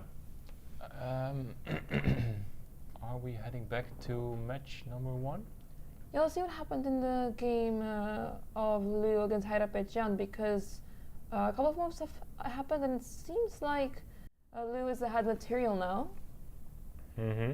She captured the rook and black is trying to survive here, but it doesn't look very promising here for black. No, let's have a look. Oh, I do need to find the game. There we go. We have moves. Yeah, we have moves. Okay. It's okay, we have moves. So what happened? She got the exchange. Black played bishop d6, ignoring the rook on c8. Bishop takes, queen takes, bishop e3, just developing now, f6. Yeah, I don't think queen e5 has been played. I don't think so either. I think it's still on e4. Live boards are struggling big time. Yeah, the last move was actually f6, so we're in this position right now. Maybe she attempted to move queen c6. No, I'm not sure why queen d5 would even be there. Queen d5, king e7 is according to the live board, but that's definitely not what has been played. Yeah, you're right. We can just see the king on e8. Maybe we have a better view here. f6. Yeah, she's thinking here. Okay. Yeah, so in this position the king is very unsafe on f8, but now, okay, despite the fact that black is down in exchange, despite that it's really hard to see how white can attack because the knights on c7 and e6 are very well defended. Bishop is on d6, also covering some squares, so maybe black can try to hold on, but it is of course very difficult, a tough task, being down material. Can you play f4? You just want to crush it open on the king's side. Well, I'm just defending my knight. If you take, I can take back with check and grab the bishop. Because I don't want to move back if I don't have to. And I can play rook d1 next, attacking the bishop. Yeah, she played f4. Wow. Oh. I like it. You almost think she's watching the stream. She played every move we suggested so far. Very clever decision by her. It's a good thing to be able to multitask. The funny thing is, I'm always happy that we are suggesting the moves to actually play. But often you also hear from the players, wow, I'm so happy I played the moves you suggested. So we're always both very happy that we have consensus on the moves that are being played. So yeah, it's good to know you're on the right track. And yeah, she is playing the thing is f4 feels like logical, but she just calculates and makes sure it's actually correct, and then has the confidence to play it. Because with these moves, it's not so. I mean, here it's easy, right? We say, oh, you can play this move; it looks fun. Yeah. But in the game, fun. You're not there for the fun. You want to know it's a good move, and then play it and calculate and be sure that whatever you're doing is right. So when that matches, it's always it requires some gut, because we just yell out first instinct, and it's normally a bit you can sketchy. You can always say whatever all the moves and like suggest them and consider them while we're commentating, but on the board you have to make the decision and you're on your own and you have to be sure, and it's always much more difficult. Yep. And what's black gonna do? The thing is, black is just entirely stuck. Yeah. You got nothing. Your king is stuck here.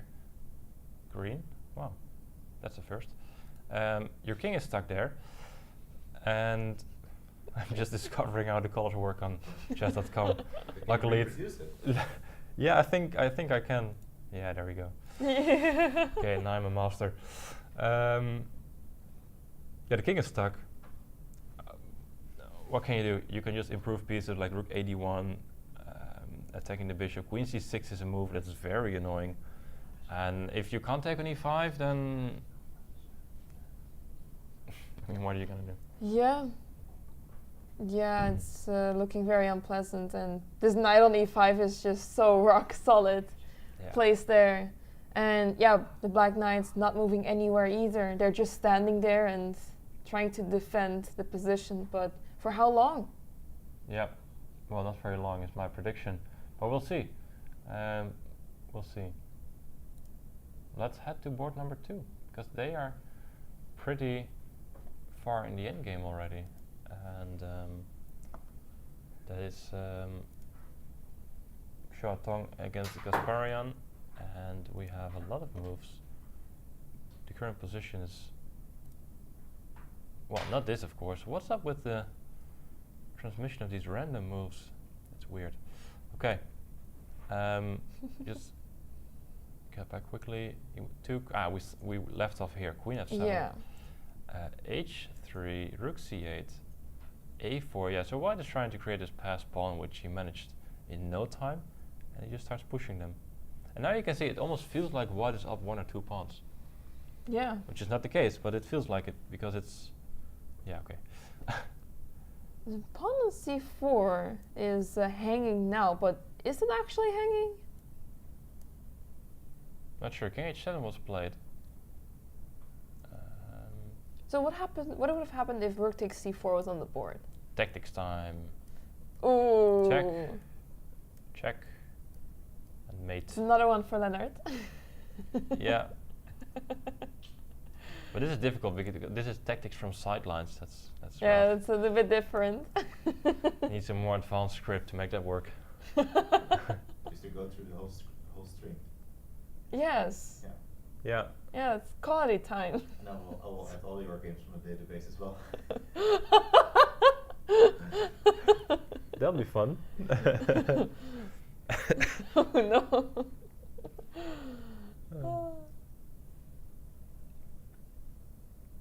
Yeah, we don't get games here because the board is struggling. King h7, queen b3 played, and rook b8. Yeah.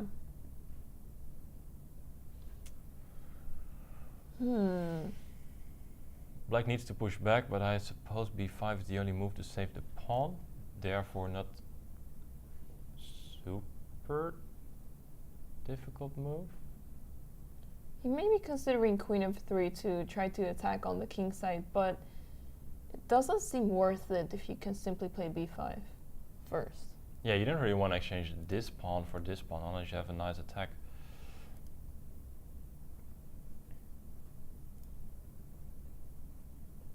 b5 is on the board. Yeah, this one is up to date as well. b5.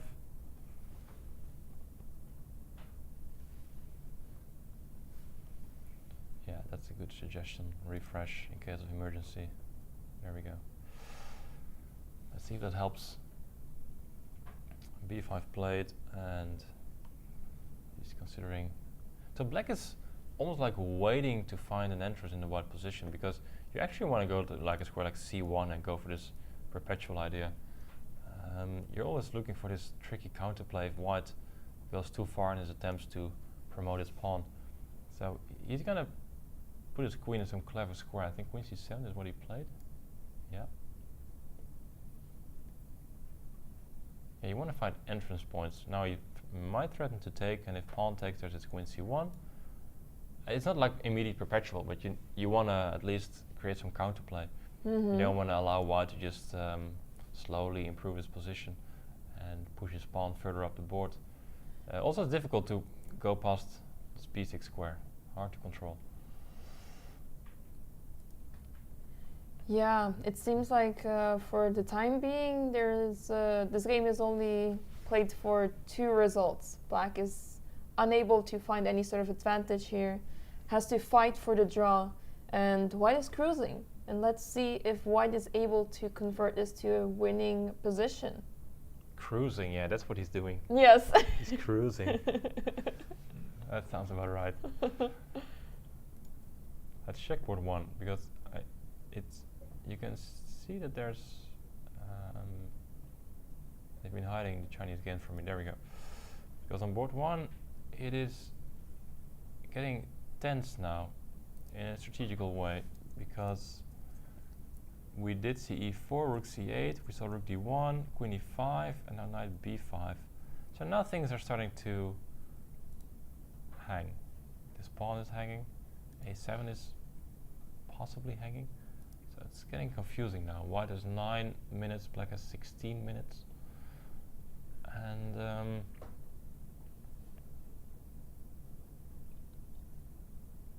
what's happening here? Yeah, so currently bishop takes d5 is not a move because of knight c7, forking the rook and the bishop. So that pawn is safe for the moment. But the knight on b5 feels a bit loose. It doesn't feel like it belongs there. So yeah, even after the move a6, for example, seems like white can play knight c7 again, and doesn't seem like white is in any trouble. Can you? What do you have in mind? Well, I mean, you can also go to e6, but it feels a bit tricky going there. Yeah. It doesn't feel safe. Not quite. Because rook a7 or rook b8. It's just getting complicated.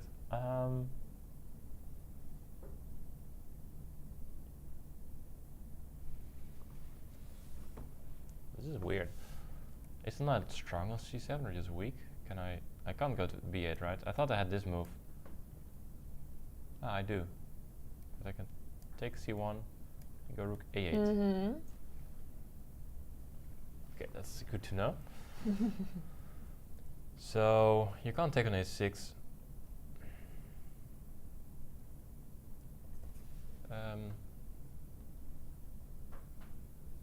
So what's next? Yeah, I guess there's no threat. Okay, actually there's queen e7 threatening to take that knight. Yeah, at least forcing you to go to e6. Okay, let's say you play a random move. Go queen e7, knight e6, and now I have the idea of taking on c1 and taking on d5, and the knight's under attack. But also a6 is hanging. They played a lot of moves suddenly. Yeah, the pawn has been captured actually on d5. Ah, they took on c1. Oh, he took on c1. Mm-hmm. Then rook fd1, queen e5, knight b5. So rook takes c1. Right. And queen takes d5. Ah, so after knight c7, there's queen d2, intermediate move. Ah. That's very clever.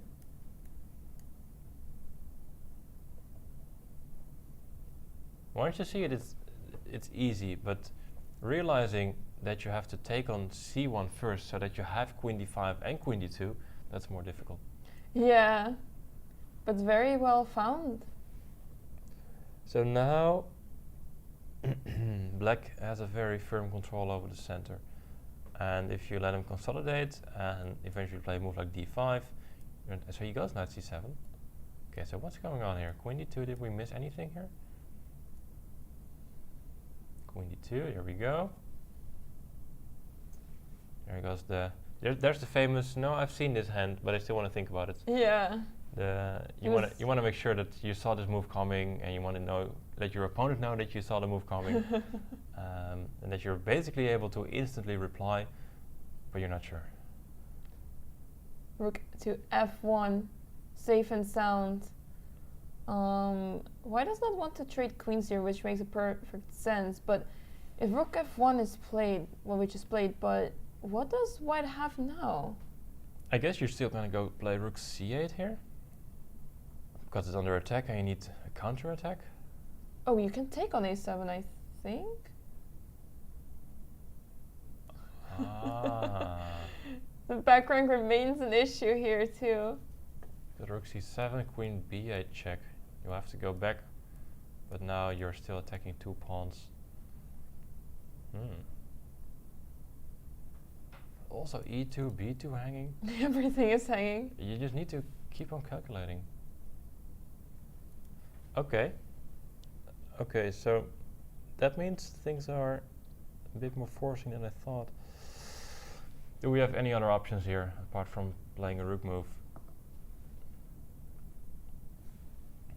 Well, if we can't move the rook, then we may lose some material here. Yeah, there's no counterplay, there's no nothing. So rook c8 makes sense. Just don't do this every time. Just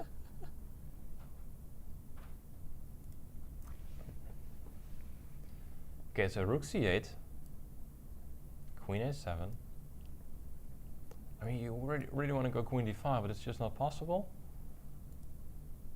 Are we playing knight d8? No. I'm afraid you have to. It's actually not a very terrible idea because you're defending the bishop, and after the knight has moved, okay, actually that's fallen. Yeah, that's the downside. The knight doesn't If have it to wasn't move. for that pawn, I saw some chances to trap the queen. Yeah, now you have 2 connected passers. That's very annoying. Huh. Okay, so maybe black got outsmarted. He calculated, but not deep enough. Yeah. But queen takes a7 is that's a problem. Yeah, he's shaking his head. Queen takes a7.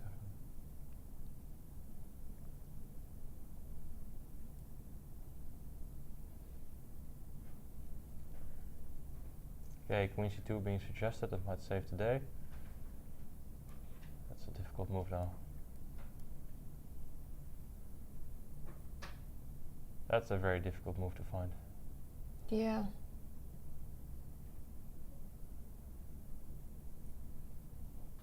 Yeah, so that after queen takes, you can take with the queen. And you're not losing b6.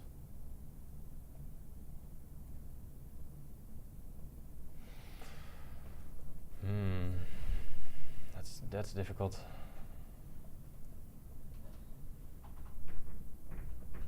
Okay, queen c2, you have to really look deep to find that one here. Yeah, okay, queen d5 after. Oh, sorry. But it's yeah, black is happy. C file is active. Yeah, I'm not so sure about white's position here.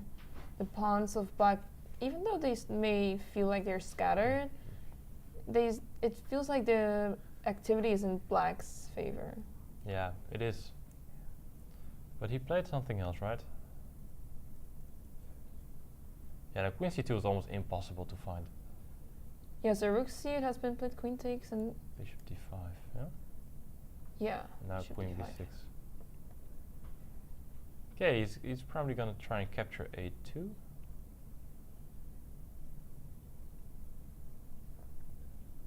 And then still e2 is also hanging. We're gonna be close. It all depends on whether this b2 pawn is gonna be no. Bishop c4.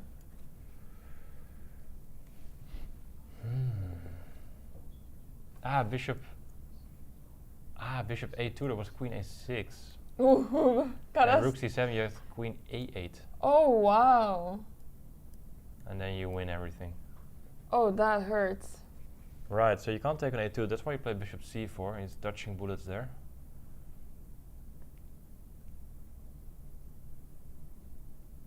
This is intense. It's just so difficult to see what's going on.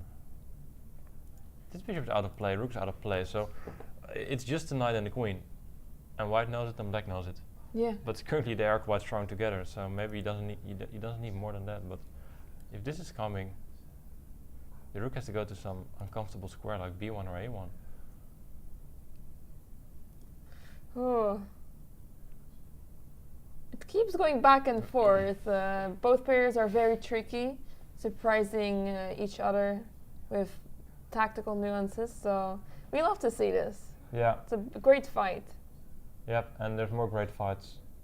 Maybe the third board is interesting to see what happened there. Yeah, let's see. We do have 2 results already on in the match of the Netherlands against Bangladesh. Arthur de Winter has won, and board 3, I'm failing to read the Purjit name. Sai Kumar also won. Yeah.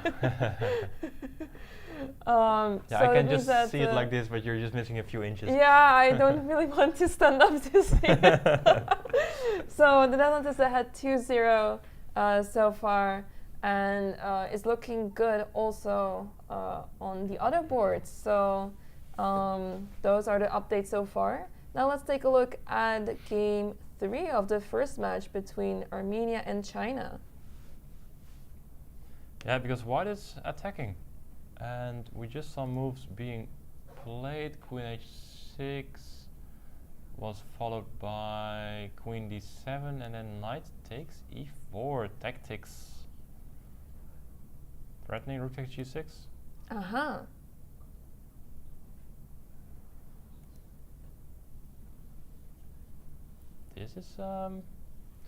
This is bad news for China. Yeah. Is that going to be the first loss of the tournament for them? No dessert for him this evening then. He has to be careful now. Yeah. Yeah, despite the fact that black is a pair of bishops, this is a very typical situation where the bishops are not good at all, as the pieces have no free space. Even though the diagonal h1 to a8 is completely open now, the bishop on g6 is misplaced, and it's going to take a long time until it reaches this diagonal at all. It does, if you can even keep the bishop alive, which is a difficult task, because if you move the bishop, there's knight takes d6, and you can't take with the queen because of checkmate. Ouch. So, what do you play? You almost have to take the knight and allow white to take on g6.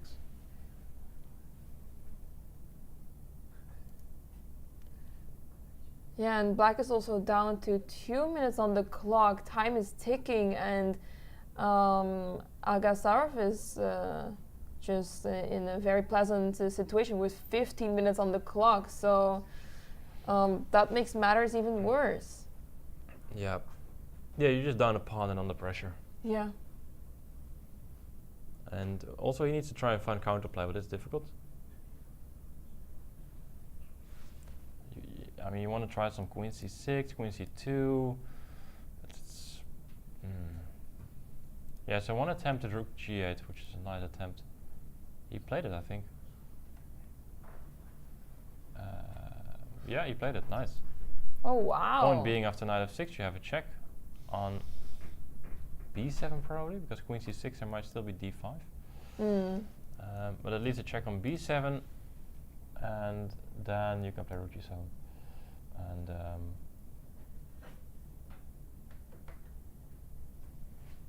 can you? There's also knight e8. After rook g7, rook takes g6 seems very tricky, but okay, it's first check. So let's move the king. And here rook takes g6. Yeah, but I can just take back. Oh, the bishop is covering f8. Everyone is helping here. Everyone is helping. And in the meantime, it resigns because queen g2 is checkmate. Yeah, so this, if he finds this, it's quite impressive, because he needs this.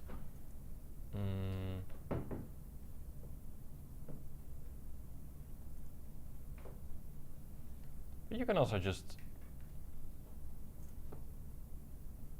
not go knight f6, but maybe just knight g5 back, or maybe even take the bishop on d6, but I don't really think you want that bishop necessarily. Yeah, white is not per se in a rush. White is up a pawn, the bishops are not going anywhere. So yeah, maybe just get your pieces here and get your king here. Yeah. And slowly improve and then try to find another plan. Alright. I'm just scanning. Well, shall we check? He played knight f6. and also queen b7 played.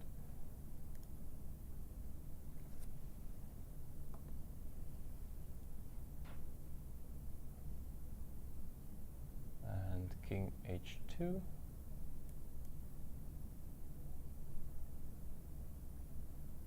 I mean, this is also fine. After rook g7 you can maybe just go knight h5, or I don't know, maybe rook g3, knight f3. There's still plenty of ways to improve the position, but the knight is just a little bit stuck. He only has h5 to go to if he has to move. Yeah. Rook g7 played.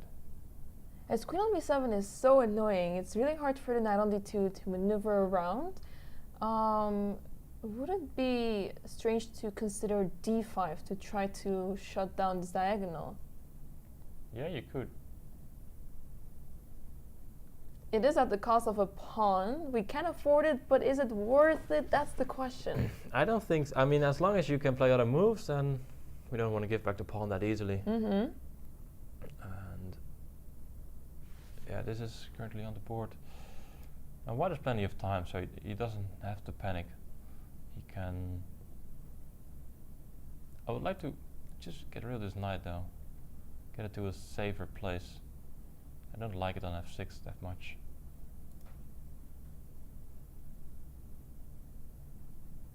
Yeah, knight h5 therefore is still interesting, I think. But it shouldn't be on d squares because it's jumping around here, but I like to have it on d squares where you can, so many more possibilities. Maybe jump to e5. But once you're on h5, it's difficult to reach one of those squares again. Yeah, that's why. Okay. Can you start with rook g3? Yeah. And then, but still the knight is awkwardly positioned. I mean, you can bring the other knight. Yeah. I mean, white is still in control, he has time, so he's gonna figure out a way to slowly improve again and put more pressure or maybe win another pawn. I mean, he's in control. Okay, let's quickly check board number 2 between Xiao Tong and his opponent, Kazarian. Kazarian. And It's a similar endgame we saw yesterday, but this time there is a pair of rooks as well. We had a queen endgame, but now is white able to make progress here? Because the queen on g5, it is attempting to give a lot of checks. Can white try to make progress despite this? It's hard to see. I don't think so. That's going to be my first instinct answer. Mm-hmm. Because this formation is so strong. It's covering so many dark squares. You have queen f4, queen g3, and how are you going to break through here as white? Maybe you have to bring your rook all the way to f5 to try and do something there, as long as your queen is defending the pawn. But it feels a bit slow. And even black might be able to try and play g6 to cover that square. And then the rook is, it's just impossible to chase away the black queen.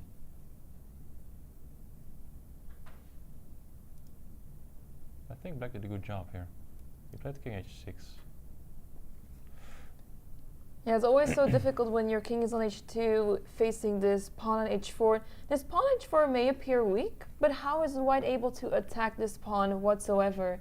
And is a very strong setup for black, creating this nice square on g3, allowing you to give many checks. And yeah, this makes it very difficult for white to push the b pawn, because that is the only advantage white has here.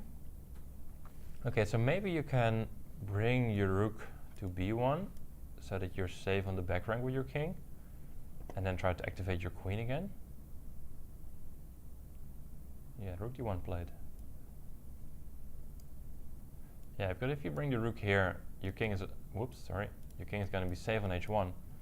No checks from the black queen, and that means your queen is free to move. So you can go rook b1 and then try to. Wow, my arrows are not really on point today. Try to go to d5, for example, push b6 in any order, not sure. And then hopefully get out of the perpetual. So queen g3 played, king h1. And now you can see black has no checks if this guy stays here.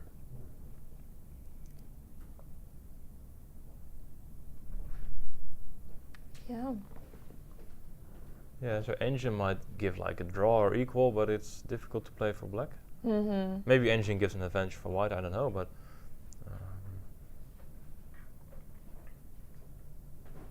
white still has plans to try. He has ideas, and black just needs to sit back and wait and try to improve on his defense. Does black have the opportunity to go g5, g4 at some point, or is that unnecessary? Yeah, in case of emergency, that's what I will try. Okay.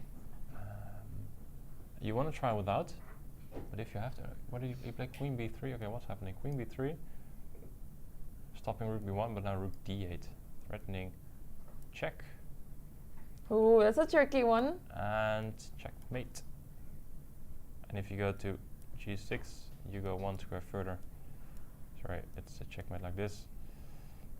Wait, can you defend this? Do you have to play g6? Well, g6? I guess it stops the checkmate ideas, but I'm a bit worried about the pawn on h4 now. Yeah, you can also go king g6, I think. g6, king g6. But if you lose h4, I mean you're attacking b5 now, so if you lose h4, you at least exchange against the b5 pawn. Now, is there queen g4? There is, but I thought I was... Queen h5 here. Ooh. Seems like the pieces are placed not good enough. Ah, okay, now you have check, rook e7 and check, winning the queen. Yeah. Okay, so no king g6 then. That's a good find. Yeah, so I have to go g6 or g5. Now g5 I don't like, because you set up this square available. So you can give a check, king g7 and go queen h5. I'm pretty sure this will win you the game. Yeah, how did it go so wrong all of a sudden with the rook on d8 now? Good question. He has to go g6. I think he's still thinking about it, but also this move has its downsides. Clearly, you can go queen g4. The move has he been goes played. queen g3 back. Ah, you have rook h7. Okay, good point. But sorry, he plays queen g3 back with the point of the rook here. You have king g5. It's covering g4. Yeah, and if queen h5, you go king f4, and you're fine. Wow. That looks very unpleasant, but the king seems to be surviving. You can go back. Queen g3, what a move. Wow.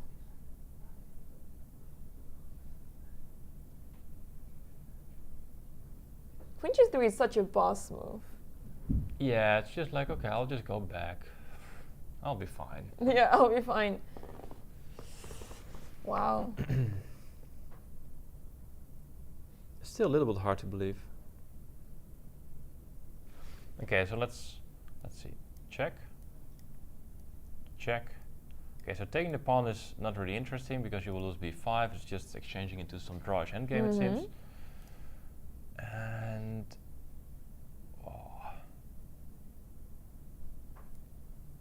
you can give check here. But now this perpetual is very Queen f1. close. He's losing a pawn. Oh, I don't mind if you take the pawn, Okay, but you can win back. oh, that's a nice move. Cheap tricks. There's queen c4 maybe even. Oh, not maybe even. That's just winning the game. Okay, good point. Teamwork makes the dream work. Yep, good point. All right. Yeah, he gives the check on h8. Let's see the live. King g5, of course.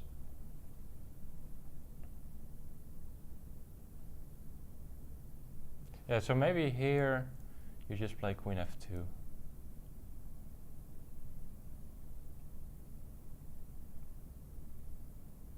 Because the rook is also offside at the moment. Always needs 2 moves to participate in this attack somehow.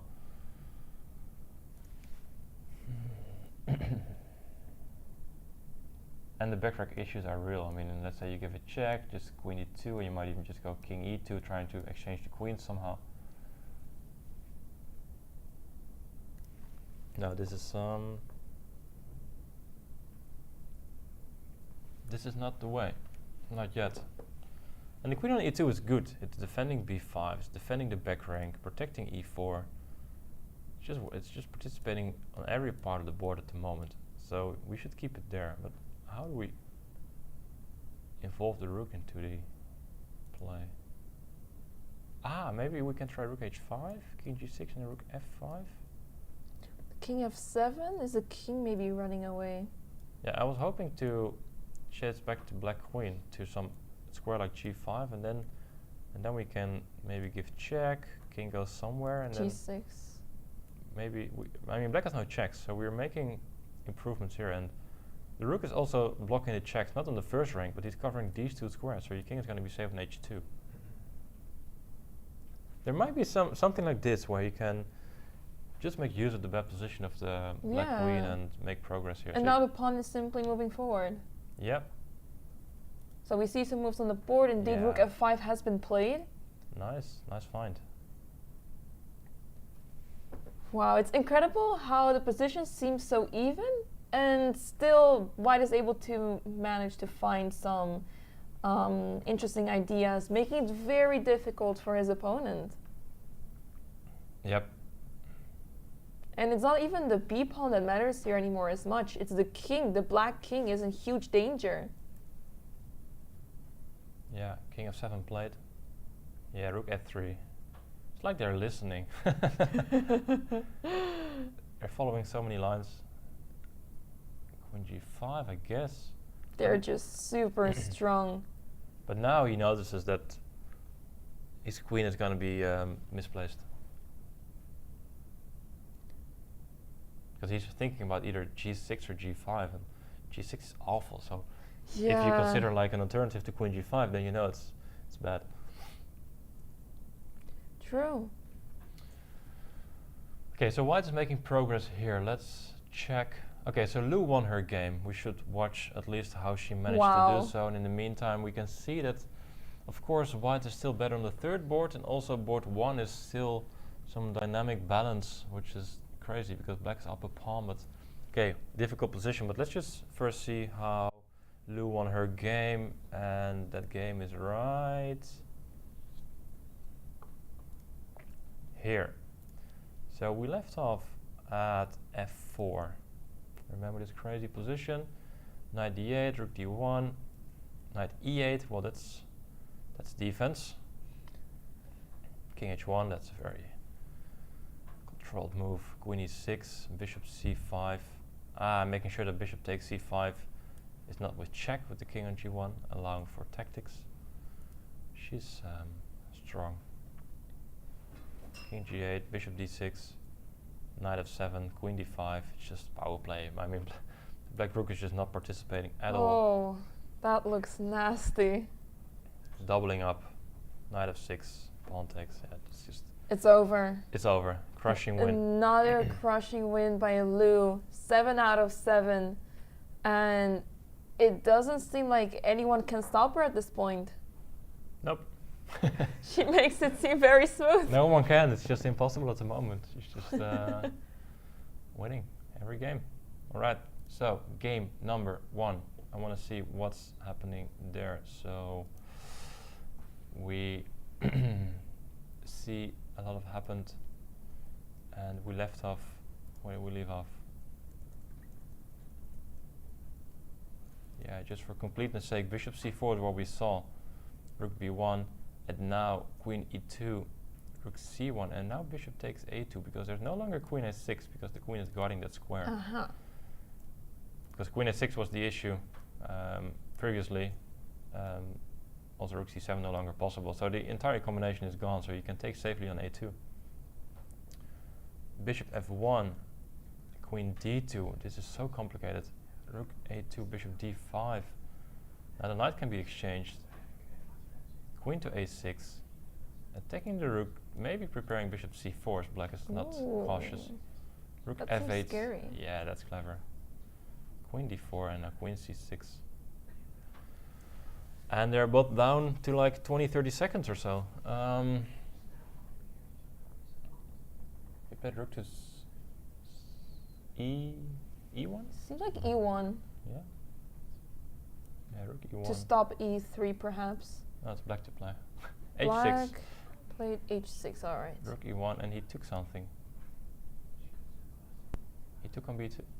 Oh no! Don't mess with my game.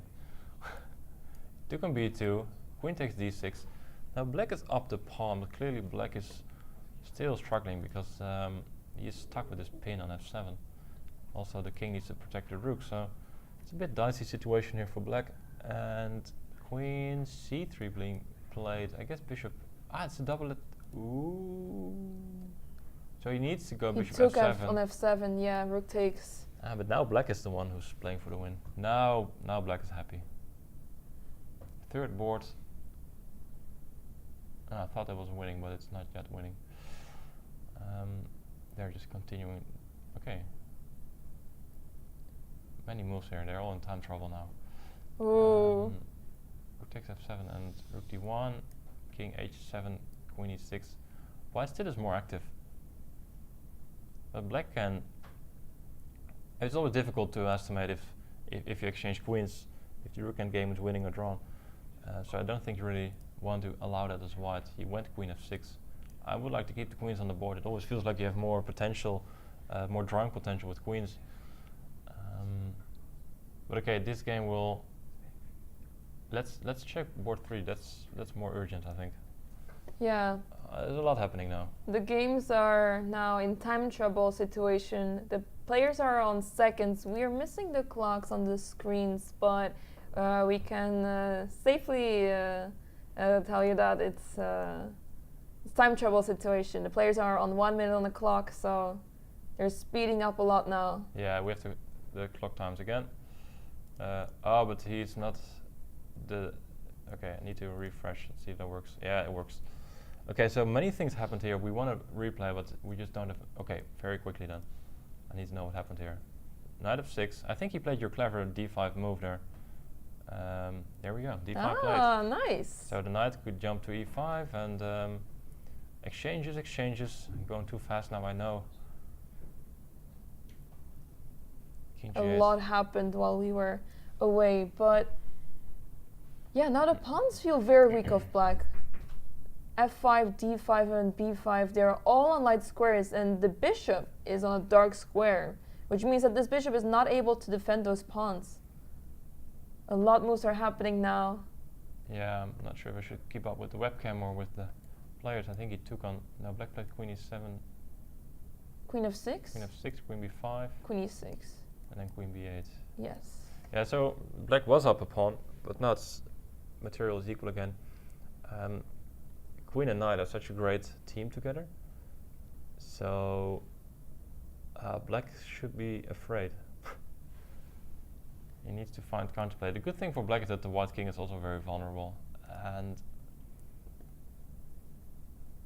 I wouldn't mind losing the H3 pawn if I can run away with my king. yeah, you always want to go here.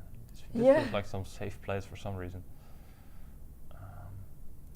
But also you want to keep an eye on, let's say, this F7 square. Or maybe just take on A7 and try the same. But the question is, can you run away now? Did he take on A7? No, he didn't. What happened? He played King G2. King G2. Defended and Queen A6. 6. Threatening Queen E2 check. Not thinking about the pawn on E3 just yet, but the king is what matters here. Yeah, that has to be perpetual. The thing is, king and knight are also a great team, because if you go knight F3, you're defended. Yeah. No more checks. And you're losing a pawn, so it's not a good idea here. But it's good to know that these two can work together very nicely. And he played king F2, he took on A3, and now I guess it's time to threaten. I want to say threaten something on F7, but he's attacking D5.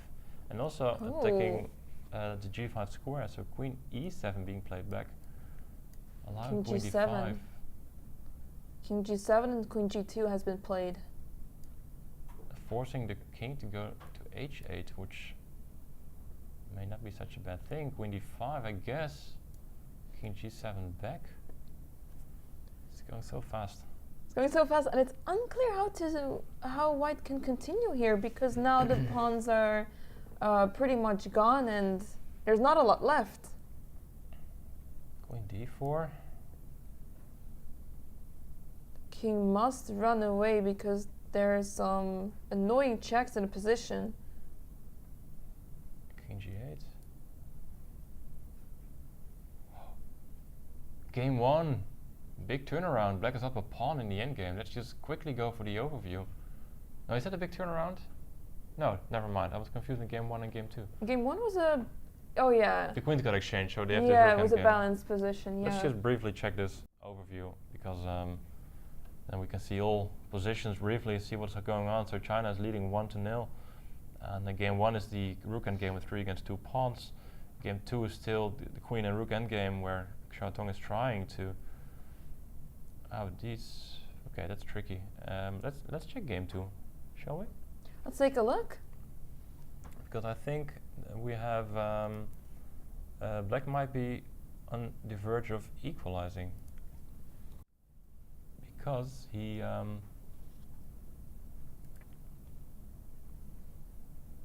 he won h4, but b5 is... Oh, it's a draw. They repeated the Yeah. moves. It got so exciting for a moment. It looked like Black was in trouble, but Black defended really well. Queen g5, check, king g6, and now king h2. This seems like a Huh? relay error. Rook b3 was played, I guess. Queen d2. Maybe he should have played queen d5, leave the rook on f3, but how did he manage to... Queen went back to e2, so Black managed to push him back, and then queen d3 attacking those two, and White didn't believe anymore and went for the draw. Nice defense by Black here. Even he lost b5 and then went for the draw. Yeah, that's... wow. Time control is 45 minutes plus 10-second increment, and so we have 2 games remaining, board 1 and board 3. Board 1 is this rook endgame, so let's check board number 3, because that's more exciting, at least in my opinion. It feels very drawish, but because of the material imbalance, anything can still happen. Yep. And this is the current position, fully updated, and we should try to see what moves they're playing and keep up on the live board here. Queen d5. They still have a similar position. Don't do this. I mean, technology is not really in our favor here, even though we're on the tech campus. Maybe I haven't been nice at chess.com somehow, and they're punishing me now. Bad karma. Not sure why, but oh well. 96 king. No, what did Black play? h6. 96 king g6. 94. Okay. I'm waiting for like this e4 f5 push or something like that. Maybe you can go h4 h5. Now f5 is a good target. h4 h5 is nice. I like that. So I guess queen f6. Yeah, now you want to make a king move so that you can just push this pawn. You went queen g2. Because if you can lure this king away from f5 and just grab the pawn, you have 2 connected pawns. And Yeah, there you have winning chances at least. oh, king h5? You are a brave man. Why would you ever voluntarily go to h5? Oh, they're repeating moves. Queen f. Well, the king went back to g6, of course. It feels like this knight should be rerouted to some other square if the king gets to h5 again. Yeah, maybe e5 looks nice. Yeah. Queen b7. Yeah, I guess he needs the pawn.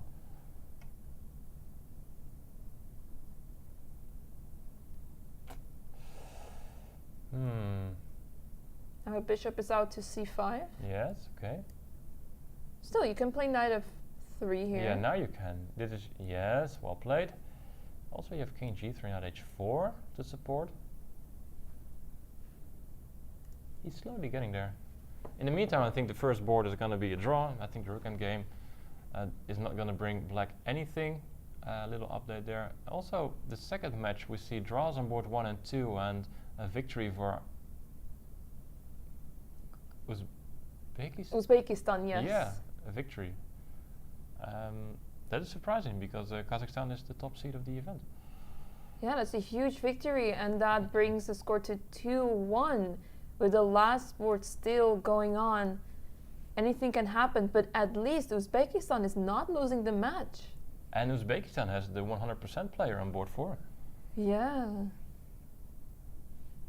Who seems to be doing very well too. Might be a big surprise there. Okay, we have moves here. Queen c6, now what happens? King f6, queen c6, bishop d6. Oh, black is in so much trouble. It's so tricky. I mean, knight c4, you have king e6, you're hanging in there. Barely holding on. Queen check. I'm very tempted to move my pawns e4 and f5. Well, yeah, here e4 what might be winning, because how are you going to defend this bishop? You might have... No, this is just winning, right? Because... It should be. Well, then the question is it enough? Queen, knight, and just one pawn? Yeah. But okay, you got to try something to win, and winning a piece feels like you could try. He gives check, king of 6, he gives check. King g6 and queen g8. And king of 6 and queen, okay. Well, achieved nothing there. Trying to maneuver around, but where is the win? And he has time. I think if the... Well, the clock is not really correct because black lost on time ages ago. We have information that black has 40 seconds left. The pawn on a7 got captured, which is at least some sort of progress for white. But white has 2 minutes on the clock, so... Yeah, he had time to think about it when he had the bishop in. You need to use his time. And I know he's nervous. I get it. It's easy to say from here that you need to use your time. But maybe I can... the clocks are reset now. Yeah. But he got a pawn, so he's up a pawn. And he has the initiative, so he actually did a pretty good job without risking anything. So queen h4, I guess king g1, king g2, it's mandatory. No, it's not, because the bishop is also hanging. So you could consider going to e2. Might be good because king g1, black might play queen e1, going for this perpetual idea.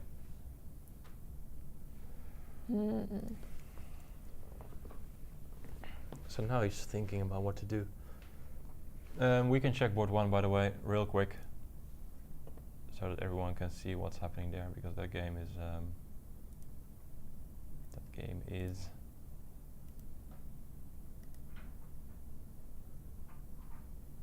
oh, even advanced further. Pawns already been exchanged. It's not really up to date here once again. That's unfortunate, but these pawns disappeared, and we have the famous Philodor position there, so let's just quickly go back to the game we do have live. Oh, bishop takes f4 has been played. Wait, no, behind no, a few no, moves. no, Oh no. no. Okay, there we are. Jesus, scaring me. Bishop takes f4. Oh, that's very brave. Press the panic button.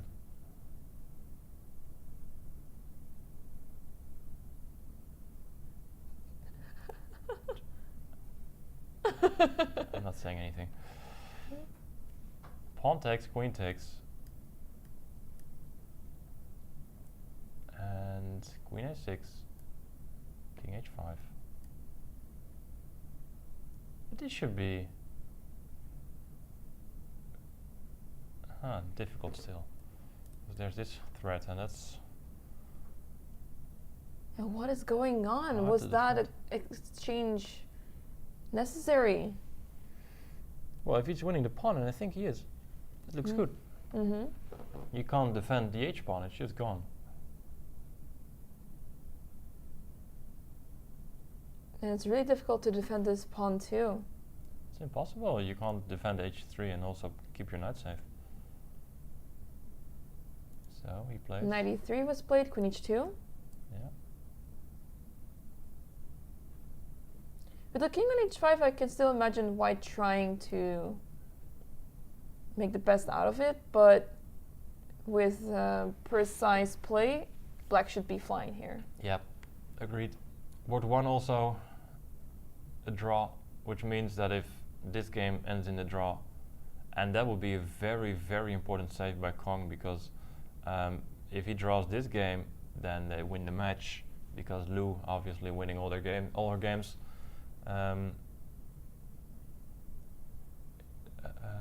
Queen h1 check. Doesn't even take the pawn with check. That's mysterious.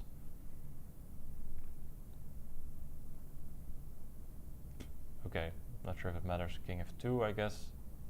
And now he will take the pawn.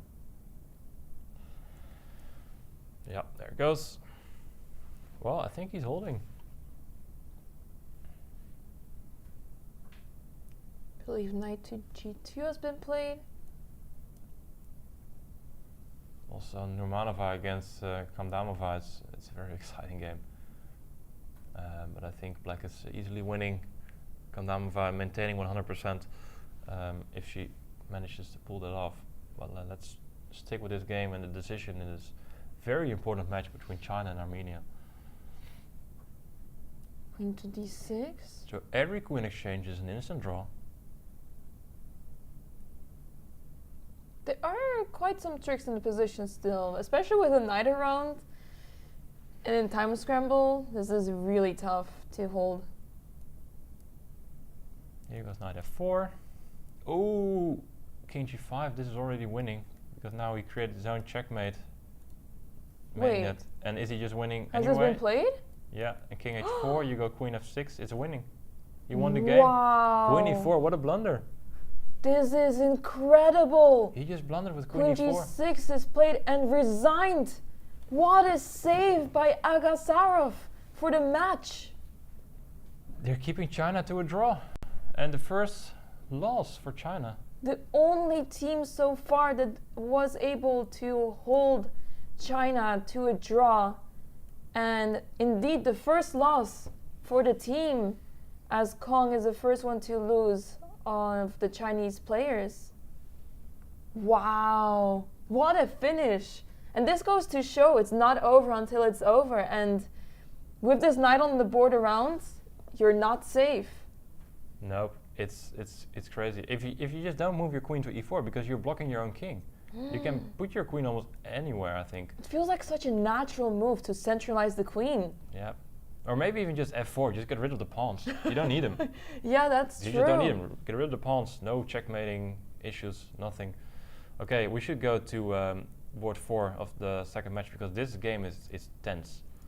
It's very exciting, and I'm not sure if we have the actual position here. Probably not. No, it's. Oh, it's been a while ago since this position was there. Let me see if I can refresh somehow. But the current position, in the current position, it's rook and bishop against knight and 3 pawns. This is some crazy material imbalance.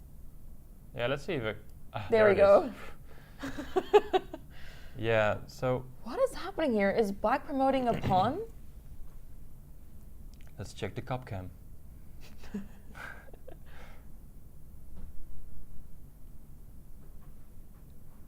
So it's white's turn now. Black wants to push the d pawn, of course.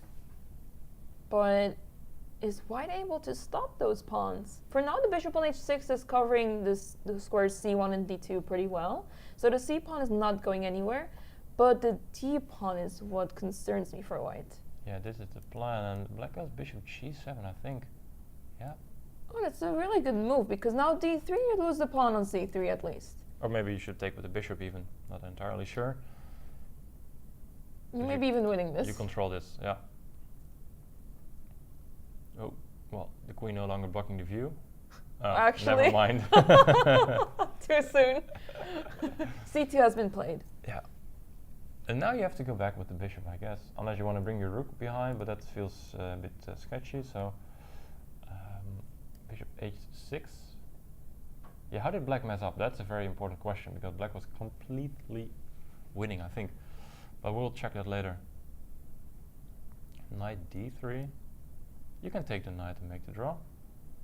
No, that's not. I'm not so sure about that, by the way. Woo. But who's playing for the win? Now d3 is coming. But Knight's going to b3. yeah, but you pin the knight, right? Rook c8. And d3 you go bishop e3. And that's not possible. Her 100% scores in the balance here. From Damova needs to be precise. And winning this game seems impossible now.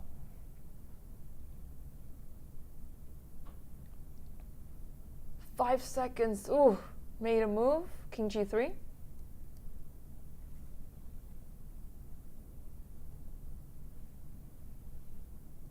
Pawn went to d3. This is very unclear. It does feel like the king on d5 is misplaced. We want the king to be involved to help push the pawns forward. Because after knight b3, it is really difficult to make progress. Yeah, but I think she played it. Yeah, logical move. We may see knight versus rook in this game. Yeah, d2 seems mandatory almost. No, king d4 played. Oh, sorry, king f3, king d4. But now, yeah, now you're not stopping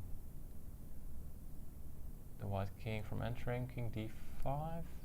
d2 is still possible, I think. Oh yeah, it comes with check and then knight c4. And now it's winning. Okay, but then it's also a draw, right? Yeah, it's difficult to. Rook c3. Rook c3. Ooh, this might be. This might be. Can you still go d2? You can play d2, but now you're Yeah, not she played winning it. at all. No, yeah, but you weren't anyway. Mm-hmm. Yeah, takes. Okay, this is a draw, and it's unfortunate for black, but also a good save. And yeah, just make a move. Okay, this is not a very interesting draw on endgame. There's nothing you can try here as white. Well, you can try, of course, but nothing you will achieve. But let's just go back and just see, because she had, let me see. I just want to see what happened, because she had such a dominating position, and she reached this endgame being up 3 pawns. Yeah. But apparently the f-pawn was too dangerous, and she was not able to create enough play in the meantime. Bishop h6, and she gave the rook, and I mean, there must be some a2 way. not possible yet because of rook f1. Okay, it was very complicated, but Yeah. whew. It's also tough in time scramble. The players were low on the clock. It seems like there was an opportunity for black to fight for the advantage still, regardless, being down a rook. But yeah, in time scramble, it's really difficult. And now we are in this position, rook versus knight. This should be a draw. Yeah, no, if this is not being drawn, then I don't know what is. Rook versus rook, maybe? Yeah, then anything can be up for debate. So maybe we can have a look at some top matches, because now the tension has gone a little bit, and we can see that we have a big upset on. Well, not a big upset, because it's not like a victory, but Armenia managed to hold China to 2-2, which is Very impressive. first loss of a match point for China, and that means Armenia is still in the race for this this event, because they are only 1 match point behind. And the first loss for a Chinese player after 7 rounds of this event. So it took 28 games to finally lose one. That's impressive. And Yeah. so match 2 is currently ongoing, and there we see that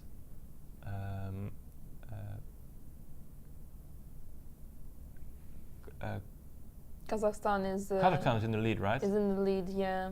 Yeah. And with the expected draw on board 4, Kazakhstan will win their match, and They will join Armenia in shared second place. 1 match point. No, sorry, they're not. Yeah, they are. Right? Yeah, yeah. Joining Armenia in second place, 1 match point Yeah. behind China. Yes. And the third board, the third match, we see a smooth victory for Turkey, beating Ukraine with 3-1. And as already mentioned, the Dutch team. No Dutch team, but they won their match. 2.5, 1.5 actually. Yeah, Ichinan struggling a little bit this event, and there we see it, beating the surprising Bangladesh. And yeah, the Netherlands will see them back on the top boards in the next round, I suppose. And the underdogs have been doing really well this tournament. Armenia ranked 15th, doing so well in the tournament so far. 15th, yeah, okay, but that's also because board 4 is 1500 Yeah. and she's clearly 2000 plus at least. She's clearly much better. So then they are suddenly competing in the top again. Yes. But yeah. And Bangladesh ranked 19th, also able to hold themselves really well against the strong competition. Mm-hmm. For sure. Do we have any other games ongoing apart from This this? is the only one. I have to disappoint you here. But we're in here for a ride of Rook versus Knight. Last capture move 101. So, yeah, I mean, how long are you going to try this? You're going to try this forever, right? Is this easier to draw than Rook versus Rook and Knight? Oh, yeah, of course. Okay. There's nothing you have to do. It's. Okay, they agreed to yeah, draw. Okay. Good. I mean, some aim games you just shouldn't try for ages. Yeah. That's just how it is. Yeah, we just see two kings in the middle on our screens as well. Yeah. Not just on the camera board. Yeah, everywhere 2 kings in the middle. That's it. So yeah, that wraps it up for today. Clinching the victory here for Kazakhstan, and I'm not sure who's China gonna play the next round because most of the teams have already played China. So I guess they will face maybe still even Kazakhstan, Uzbekistan, or some other team that had a surprising result. We don't have the results yet to show, but of course you can find everything on the tournament website and on chatresults.com. You also have an easy link to the results and pairings and standings of this event. So having said all that, I think it's a good moment for us to wrap up this round with all the games finished. Yeah, exciting round. It's good to see China not winning. It's better for the excitement in the event that they haven't clinched the title just yet, and I mean the other teams still have a chance, so that's good. Liu still 100% as the only player in the field, very impressive. Next round starts at 4 p.m. local time, and we will be live, maybe with some more tactics. Who knows? We'll try. Yeah, we'll definitely try. And yeah, so we'll be live like 15 or 20 minutes before the round starts. So make sure to tune in. And if you want to see some extra content that the content team is creating every day, just check the socials. #Youth Olympiad will find you all the stuff you need to know and want to find. So that's it for this morning. We're going for a lunch break, and we see you guys all back in a few hours. So make sure to tune in once again this afternoon, and thanks for watching this morning. Thanks for watching, and see you this afternoon. Yes, goodbye.